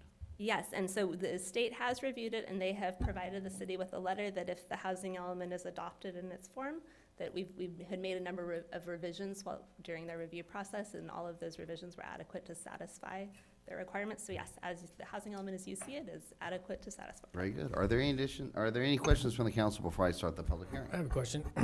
And on that last page you did, it said at program 2-8, monitor housing fees to ensure development, no, the other one, is not unduly constrained. And you said that in your study, or the state has found that our fees are higher than normal? They're slightly higher, so when you look at your development impact fees and you Right. compare them with Stockton, Manteca. They're higher? They're slightly higher. And in your experience, I mean, obviously, it's probably pretty standard, but developers are attracted to places that have lower fees, lower entry rates essentially to that market, right? Typically, yes. So a barrier to development, whether it's residential or commercial, would be our fees. Yes, that could be a barrier, but one of the things we talked to the state about was while your fees are high, you have higher water and sewer fee requirements because you've been making a number of improvements to your water and sewer infrastructure, and the fees reflect those improvements. So it's not, you don't have a really, really high fee because you want a 40 million horse and dog park that you expect 100 new homes to pay for. So your fees are appropriate in our view. They are high, but they weren't inappropriate, which is why the program just says to monitor them as opposed to go back and immediately revise them. But isn't part of the problem as well, we're a smaller community, so we have less volume. It's gonna, all relates to that. I mean, if you were building 200 homes a year, they'd be lower. If you had a higher volume, they could be lower. And then also a lot of the communities where we look at fees have ranges of fees. So like if you look at Manteca, for example, or Lathrop, they have a number of specific plan areas and they have a variety of fee programs. And so in some areas they might have really high fees, and in some areas they may have really low fees. So a lot of communities have more of a mix of fees. But in general, a lower fee promotes more development. Thank you. But one thing I've noticed though, speaking of Manteca, the fees for a single-family home is about $3,000 less than us. For multi-family, they're about $1,000 more. And Ripon, who is growing, it's about $3,000 more than us per single-family home. Modesto, it's only about $1,000 less for a single-family home. So I would like to think that, despite our small size, we're fairly, Yeah, your fees are at the upper end in some areas, but Sure. you're not over. You're Yeah. not the highest jurisdiction by Right. any means, Yeah. definitely. But I think that point's duly noted by, Councilmember Cronk. Last thing you want to do is have a red flag Right. that the state's going to be looking at. And I'm just from looking at this, I'm not too sure that we have you're right. Like you said, I don't think we have a red flag at this point, which is a good thing. So, I'd like to start the public hearing as of now. If you have any questions to Beth, please ask them at this time. No? Seeing none, we'll close the public hearing, bring it back to council for comment and adoption. Well, I would move on staff's recommendation. Second. It's been moved, okay, motion's been made and seconded to Adopt the resolution amending the general plan to adopt the housing element update to address the requirements of the California Government Code Sections 65580 through 65589.8. All right, is there any discussion on the motion? Seeing none, we'll proceed to vote. All those in favor, please signify by saying aye. Aye. All opposed, please signify by saying nay. Motion passes 5-0, and we move on to item 6. Thank you, Mayor. This item is an introduction and waiving of the first reading for ordinance number XXX, amending the zoning ordinance Title 17 of the Municipal Code to implement the housing element of the general plan. As Beth mentioned in the last item, a couple of those programs that we've either added or implemented or updated have need us to make changes to our zoning code to reflect that, so that there's consistency between our general plan, housing element, and the municipal code. And so this is an ordinance that would, once approved, would make those updates to make everything consistent, and then would come back at the next meeting as a second reading and adoption, and then go into effect within the next 30 days. And she does have a quick slide just to re-review those items with you briefly. Okay. Regarding manufactured housing, accessory dwelling units, et cetera. Beth, by now, I think you know the routine. Yeah. Please go ahead. All right, and so this is a pretty straightforward overview. So as part of the housing element, there were a number of zoning code revisions, and we basically picked the very straightforward revisions to bring before you tonight. So these were quick, and there's not a lot of, there are not a lot of different ways to address these revisions, and so I'll just quickly go through them.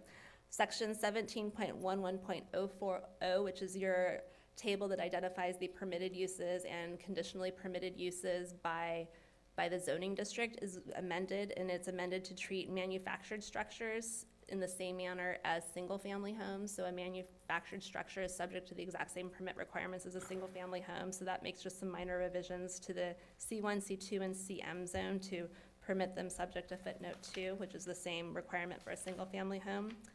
For multifamily dwellings, you had a lonely footnote for this table that hadn't actually been applied to any of the uses.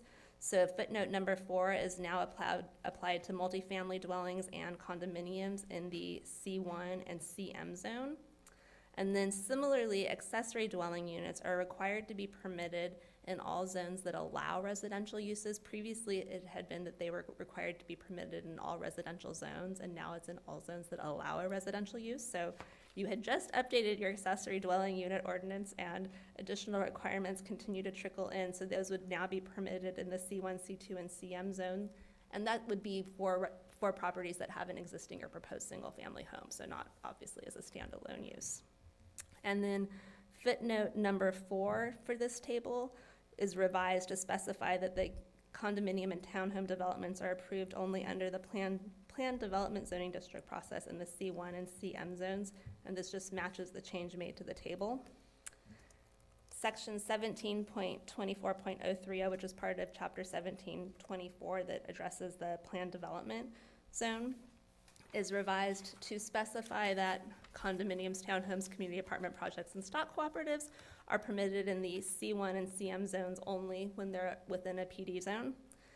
And then the final change that's being made is to revise section 17.48.050 to reference parking ratios that are allowed under state density bonus law. So basically, previously, it looked like it was an either or requirement. You either could comply with the state density bonus law or with the city's parking requirements, and in some cases, the density bonus law actually requires more spaces per unit than the city's requirements, so this would allow development projects to go unit by unit based on the unit size and pick and choose which one they comply with. So those are the proposed changes to the zoning code. Are there initial questions to Beth before I begin the public hearing?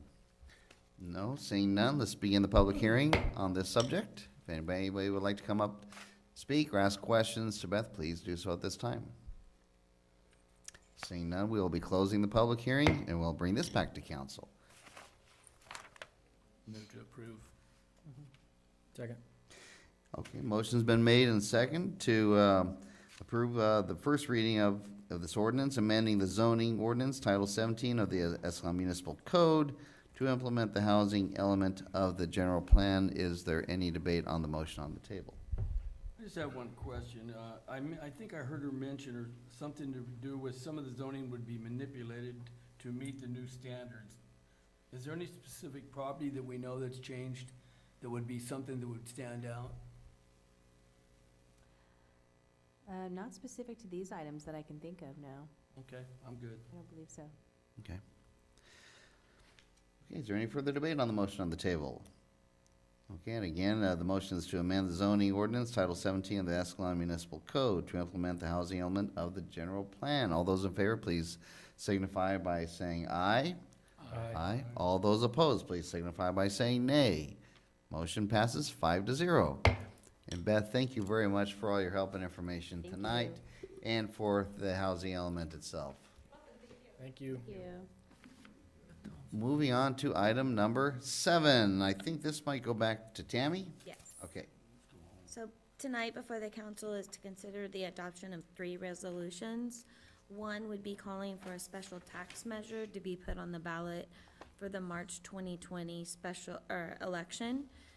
The second one is to consolidate that tax measure with the San Joaquin County election office. And then the third is setting dates regarding the primary and rebuttal arguments regarding the special tax. In the past several months, the council has had discussions regarding adding a sales tax measure on the March 3rd, 2020 ballot. Staff has conducted surveys to try and understand the community's desire regarding the general tax or a special tax. At the City Council meeting of November 18th, it was consensus of the City Council that the measure would be a special tax measure and understood the requirement of the 2/3 vote required for it to pass. A special tax, as distinguished from a general tax, must be used only for specific purposes for which the tax is approved. The resolution placing the measure on the ballot must pass by a 2/3 vote of the City Council, and the measure itself must be approved by 2/3 of votes cast on the measure. The council gave direction to staff to bring back the documents necessary to put the measure on the March 3rd, 2020 ballot at the meeting of December 2nd. While the resolutions are being proposed for March 2020 election, there were discussions of waiting for either November 2020 election or 2022 elections. The March 2020 election is being proposed over the November election to avoid potential competition and/or confusion that could result in the city's measure, if the city measure appears on the same ballot as the bond and sales tax measures that likely will be proposed by the school district and the county in the November 2020 election. So, the proposed language for the ballot has been set to, shall a measure be adopted enacting a 1/2 cent special transaction and use tax generating approximately $280,000 annually in dedicated revenue that may be used solely for Escalon Police Department for maintaining and enhancing staffing levels, as well as funding police training, capital equipment, and operating budget until ended by voters. The proposed ordinance in section 3.14015 identifies the following proposed projects and services: maintaining Escalon Police Department staffing levels as a police chief, 2 sergeants, a detective, 8 officers, a police service manager, and a part-time community service officer. Adding a traffic enforcement officer, including personnel cost, upgrades to motorcycle equipment, as well as motor training and expended traffic collision training. Adding an officer position for code enforcement, enhancing officer post and other training, including training for interviews and interrogations and addressing sexual assault cases and radar enforcement. Purchasing equipment such as a new radar system and license plate readers and annual maintenance contracts. Improving and upgrading the patrol vehicle fleet and otherwise maintaining and/or enhancing Escalon Police Department staffing levels and effectiveness, including funding police department training, capital equipment, and operating budget. So the deadline for these resolutions to the county for the March 2020 election is December 6th. And the resolution that's attached sets deadline for arguments, for or against the measure Friday, December 13th, and the deadline for rebuttals as of Friday, December 20th. As of today, we've received 164 surveys back. When I take into consideration the notes on those surveys, regarding if it was a specific to public safety only, we have 114 of 164 that would be yes, which is at a 70%. How many went out, surveys went out? To all of our utility customers. So it was Couple about thousand. 2,300, yeah. Crazy. One thing I want to ask about the language as you read it. The way it read, it sounds like this incentive, or this tax is gonna cover everything that's going on now. For example, we talked initially, my thinking was, when we raised this tax, it was gonna be able to support the officers we wanted to add and maintain that level of staffing. But as you read it, you're talking about a new officer for traffic. You're talking about all these things they're doing that, how are they paid for up to now? I mean, is any of that stuff paid for by now, or is that all gonna be added to it?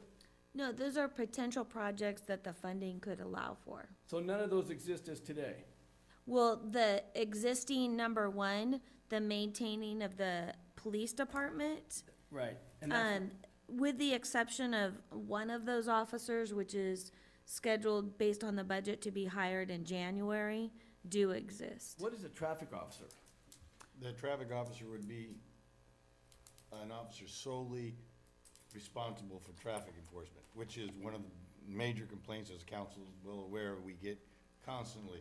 That officer would be freed up from regular patrol duties and would solely focus on maintaining traffic enforcement in those areas that have been identified either through complaints or through traffic collision data as areas we need enforcement.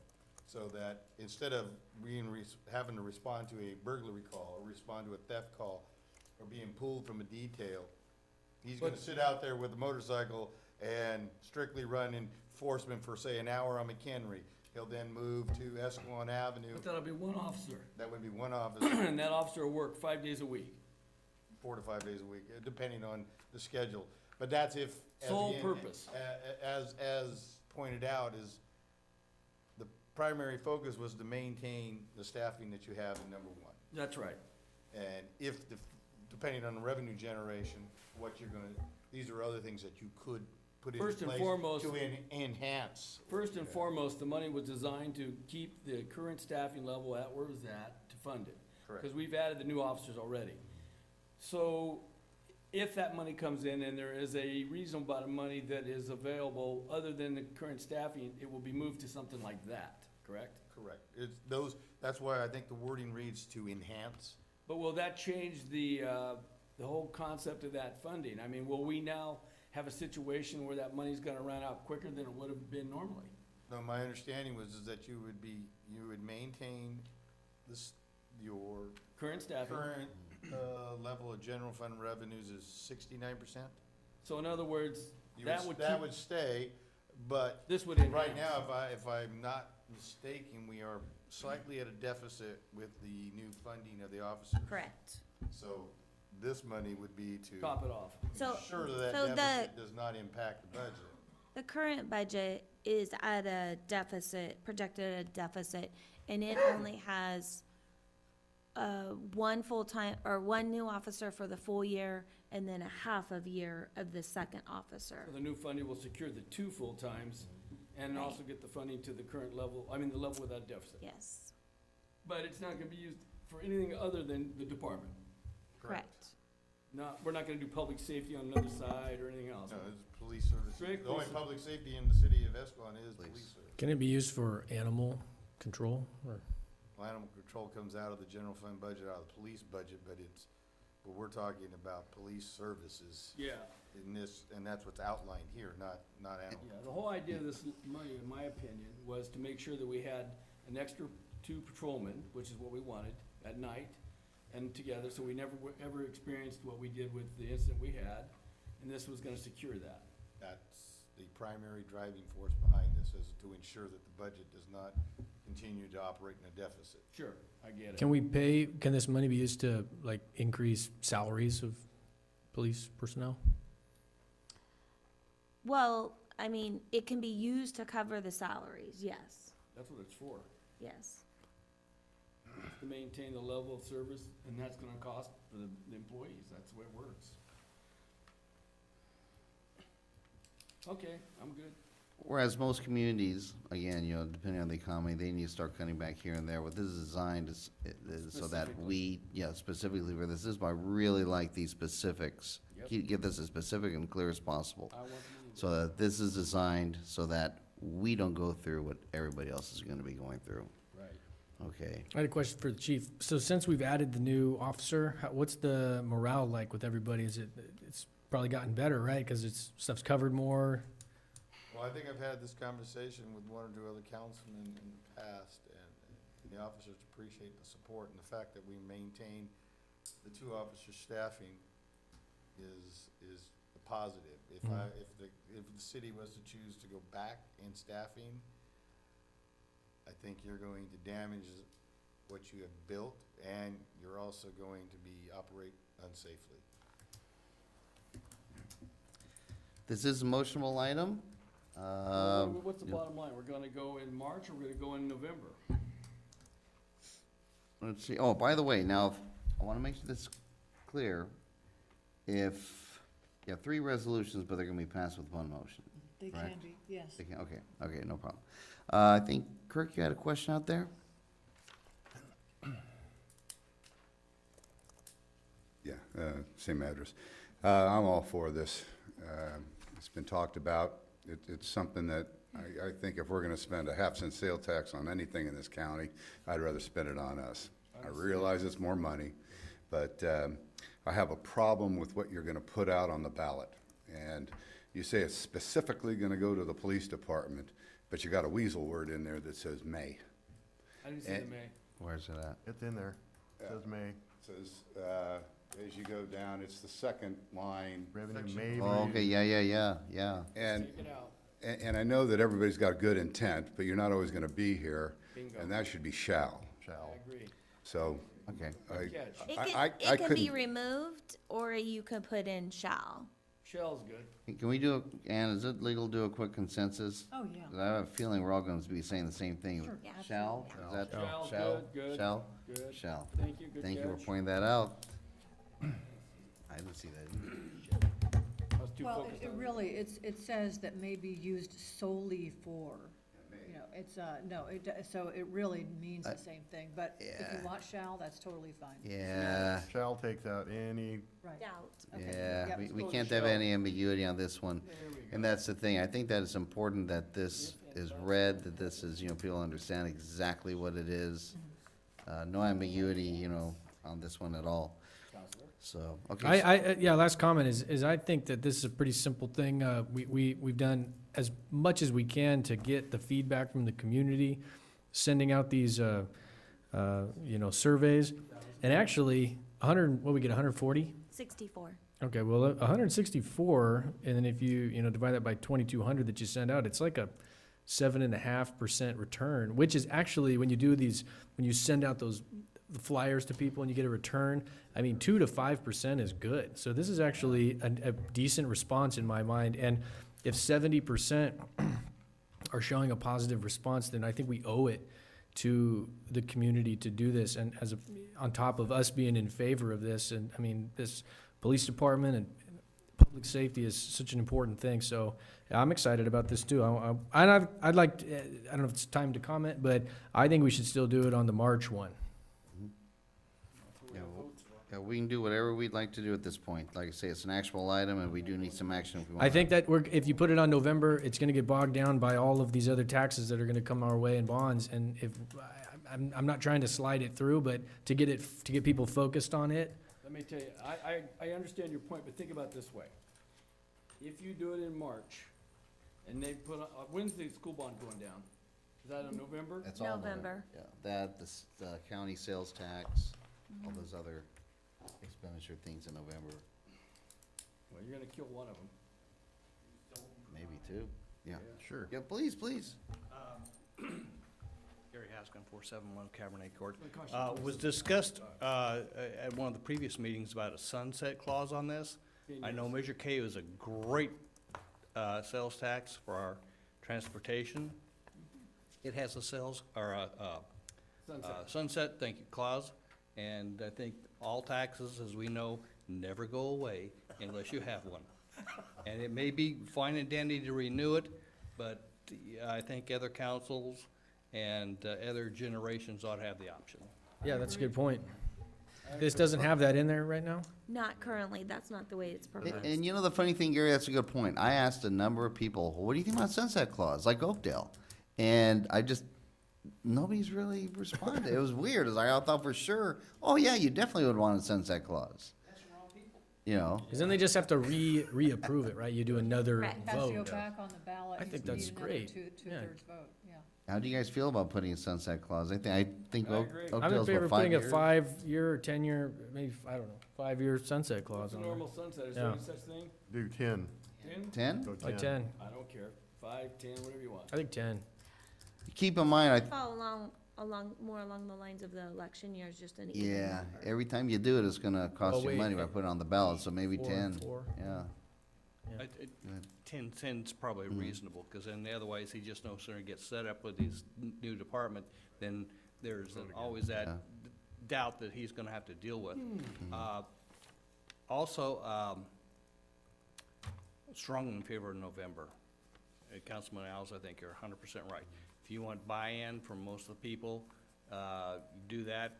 March elections are slided under the table elections. That's exactly what they are. So I would strongly suggest. If you want a true consensus, go when people come out to vote. Yep. And they will come out in November, they will not come out in March. Few First of will. all, if you're not either Republican or Democrat, you're not gonna vote anyway, because you can't. You have to be registered one or the other to vote in the primaries. Okay, well, that's a good But- point in November. But if this is on there, you would get a ballot for this measure. I don't care, I'd still think, and I don't wanna pay the 27,000 plus to put it on the damn thing. No, I understand that, and I think one of the rationales for putting on the March election, you have two different voters, you have two different electorates. Of course, you have a more conservative electorate that typically comes down in the primary elections. You have a more focused electorate that comes out in the primary elections. In the general elections, you do typically have more people voting, but they also seem to be more of a casual voter. You'll definitely have your conservative electorate as well, okay? They're gonna be paying attention to no matter what. And I think that this has got to be something that I think that for those who are gonna be serious about this, they will spend the opportunity, the time to vote on it. What people have seen often with the general election, not only do people, if you see competing measures tax measures, bond measures, they'll just start, I don't know, there's too many to read. But they also won't spend the time to read each measure, regardless of what the topic is in the general election. They have more of a tendency to go with the sound bites, the quick bullet points, not exploring it. What analysis did you read into you know. when you read that? What analysis The is that? 2016 and 2018 Do you have an elections. analysis that you wanna share with us that supports that? Yeah, that's everything that I've read about this, last our elections. In addition to that, regarding the polling thing, yeah, those constantly represent how good the polling is nowadays. I understand Especially the what, 2016 one. I understand They were what, wrong. I understand what Gary's saying and what Mayor Pro Tem Alves is saying, but I'd like to see this thing pass, and I think that, its best chance is in March. That's my personal view. Maybe I'm 100% wrong, but I'm not gonna make a big deal about either way, the date. I think it's important that we get it on one of them, so I understand it's more expensive than the other one, but that's my philosophy. Yeah, and personally, I want people to really focus on this one. I really want them to know what they're reading about, and if they're serious voters, they're gonna be reading about it, and they're gonna be focusing on this one to see what it's really about. In other words, I'd rather see this thing pass with a group of voters that are concerned, they know about this, versus, Yeah. hey, I don't know what this one is. This is November's gonna be about the basketball, presidential debate, that's it. Yeah. That's it, yeah. You're getting a minority of people that will vote in the primary. Is that what you want representing the vote? We're No, gonna get a minority in both I cases. don't think so. I think the presidential campaign will definitely have a good turnout. Well, you'd hope so. Well, all the controversy that's been going on for the last 2 years, 3 years, are you kidding me? It's gonna be massive So voting. you want me to make a motion or what? Yeah, somebody, yeah, anybody can make a motion. I would make a motion that we adopt these 3 resolutions to place the transaction and use sales tax measure on the March 3rd, 2020 ballot. With the, With Oh, yeah. a 10-year sunset clause Change from- and from a the- change in the language from may to shall. very good. Second. Got a question. Where is the money coming from if it does go to the March election? Where is it coming from? The 27,000? By the way, it's more than 27. I read that it's actually more. So how much more would you think it'd be?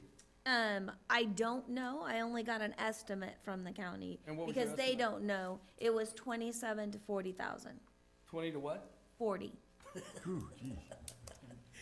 I'm gonna go with a higher number myself.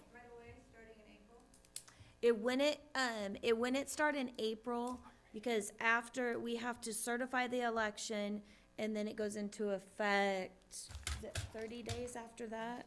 So it would, I think when, oh no, I think it's like July 1st before Where it does goes into the funding effect. come from for the initiative? So it would come out of the general fund. Thank you. How much does it cost to put it in November? I don't know that answer yet, but I can tell you that generally our elections are around $15,000. Okay, so So- if so it it's would be- 27 and it, as opposed to 15, I mean, maybe it's gonna be higher, but it's $10,000 more, but we already calculated that that would be recouped if it passed, right? Correct. Within the year, No, within the first month. Within the first month or two, Remember when the audience mentioned that Yeah. last time? so. Motion's been made and seconded. I have a question. Yeah. Okay, so in November, if it's $15,000, so to get it on the ballot, it would be the same process, right? If it gets voted and approved, it goes to the certification of the election and then it kicks in. Right. So are we talking, how long does it take to certify the election? 30 days? Sometimes it's probably gonna be longer on that election. And I think it goes into effect the first day of the next quarter, so it may not be till March 1st of 2021 before that sales tax measure could go in. And how are we, as far as budget-wise to that point? We can maintain the staffing that we have, right? Well, you may end up drawing from your reserves more. There we go. So if it does pass, say it's on the March ballot and it passes and the money kicks in, the $280,000 that we are anticipating it's gonna generate, that is gonna be money that's earmarked for the police department, so that's gonna free up more general fund money for the city to spend on other things, right? Not technically, no. So- No, it's meant to, that the general fund's contribution stays at the same percentage, So this will and be- that only enhances the police department. But it's percentage-based, Correct. plus whatever is Yeah. generated off. Yeah, so it would free up not pulling from reserves to staff those officers. So it would maintain our reserves is what it would do also. How much are we, Yeah. So our current budget, we have a deficit projected of 167,000. So that'll for come the back. officers? It's the overall budget, but primarily driven based on the increase in the officers. How much of that? 100,000, 120,000? Of the 2 officers, it'd be right at the 160. It's about $100,000 a year for an officer. So I guess 150 because I have 1.5 in there because the second one's not due to hire until January. Yeah, But then again, when you think about the training and the backfill that, because they have to go through FTO programs, yeah. On that money, on the 40,000, let's say, versus the 15,000, that would come out of general fund, so it can never be recuperated from this tax, because this tax specifically says leasehold. Bingo. But you wouldn't be drawing from your reserves for the new officers. Now, if we run this election and it doesn't pass, and we run it in March, we run the risk of not only losing the $30,000 to $40,000, we run the risk of going at a deficit. We're gonna be at a deficit, because for sure then, plus the deficit of the cost of doing it. It's a scary deal. I mean, I just don't know. I personally feel it's gonna get more turnout in November, and I think our chances are better because I believe this town wants more police service, and I believe they would vote for it. And I think you're gonna get more people out to vote in that period of time you will the other one. So, I don't know. Yeah, it's a scary deal on both sides, because it's all about looking at the crystal ball. The frustrations that we have in this city with the state, and the continual fees, and the continual this, that, and the other thing they're charging everybody, you're beginning to see more and more cities in the state, even some that are of a particular political persuasion, similar to the state government, that are beginning to get pinched more and more and more. And this, I think this is gonna be a big turnout for this election. I believe it'll be the largest turnout we've had in years. And my question is this, you know, at what point do you start seeing a turnaround in terms of the state politics where people are getting fed up with getting fees and taxes Well, all over the place? It's in the motion now because they're Yeah. looking to recall the governor. Right. Now, whether it happens or not, who knows? But you can also argue we'll be much closer to that in November of 2020 than we are in March 2020. And I would hate for something like this to get swept up into that feeling, that mood, It's a guess. you know? So that's a consideration too. Yeah. So, So if it's on the March ballot, we're potentially $40,000 out of general fund. If it's not on the March ballot, we're guaranteed we're gonna come out of the general fund $100,000 to $160,000. Right, which we already have. Correct. So if we have it on the March ballot, we're potentially out $30,000 or $40,000, but we have the potential of offsetting that $160,000 Right. deficit with this, with the revenues if they start up, early next year. Correct. now I will remind the council that this, again, and as part of the background, regards 2/3 vote, which is 67%, which is basically, no, to require 4 people to vote. Oh, yeah. Yeah. We need Four. fo- we need Yeah, four. need 4. Four. Yeah, need 4. Okay, so keep that in mind. So, anyway, is there any further discussion on the motion on the table? Seeing none, we'll proceed to vote, but I'm gonna before we do that, I'd like to ask Jamie if you can please reread the motion for clarification. It is moved, seconded by Crumick Merkin to accept item 7 with the 10-year sunset clause added to the measure and a change in the language from may to shall. Very good. And that is to adopt all 3 resolutions, correct? Yes. Yeah. Do we need any clarification from the maker of the motion that does include adopting all 3 resolutions? I mean, I didn't think we had a choice. I thought it was either. Right. No, but it's Yep. just a question of adopting them all together with one motion or adopting them separate motions. But I think the motion was to adopt all 3, was it not? Yes. Okay. Okay, just, I don't want to apologize again in the beginning of the next meeting, that's all. Okay, so we'll proceed to vote. All those in favor of the motion, please signify by saying aye. Aye. Aye. All those opposed, please signify by saying nay. Nay. Motion passes 4-1. Council communications. Councilmember Crumick. Thank you, Mayor Swift. I just had one comment. Christmas falls on a Wednesday, so the city's probably closed Tuesday, Wednesday, right? We're actually closing that week, December Oh, good. 23rd through December 27th. That's what I was gonna bring up. I didn't know if the city was planning on being open those 2 days, but I read something that City of Manteca was gonna consider closing that whole week, and I thought it was a good idea, so. Oh. So, you I'm guys are glad you closing. support that, yes. I support it. So you close that whole week. All right, that's all I got. Thank you, Councilmember Crumick. Councilmember Legero. Nothing tonight. All right. Thank you, Councilmember Legero. Councilmember Merkin. I just want to thank Public Works for jumping on, putting that big tree up there in the park. Big, huh? That's a big one. Looking forward to, tomorrow night. That's it. Very good. Mayor Pro Tem Alves. Got nothing. Okay. I just have 2 things. Don't forget, Christmas on Main is December 14th. And would you guys like to be in a float? I haven't asked you guys yet. With candy. You can throw candy.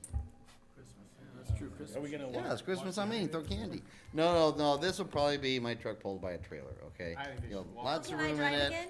Can I drive? Huh? You can, I wouldn't trust her She'll- with her boot on. She was sort of herky-jerky last year, wasn't too bad, was it? Are you guys in, or who's in? I'm in. Okay, Okay. well, yes, okay, If I'm available, yeah. okay. That's the spirit, that's the spirit.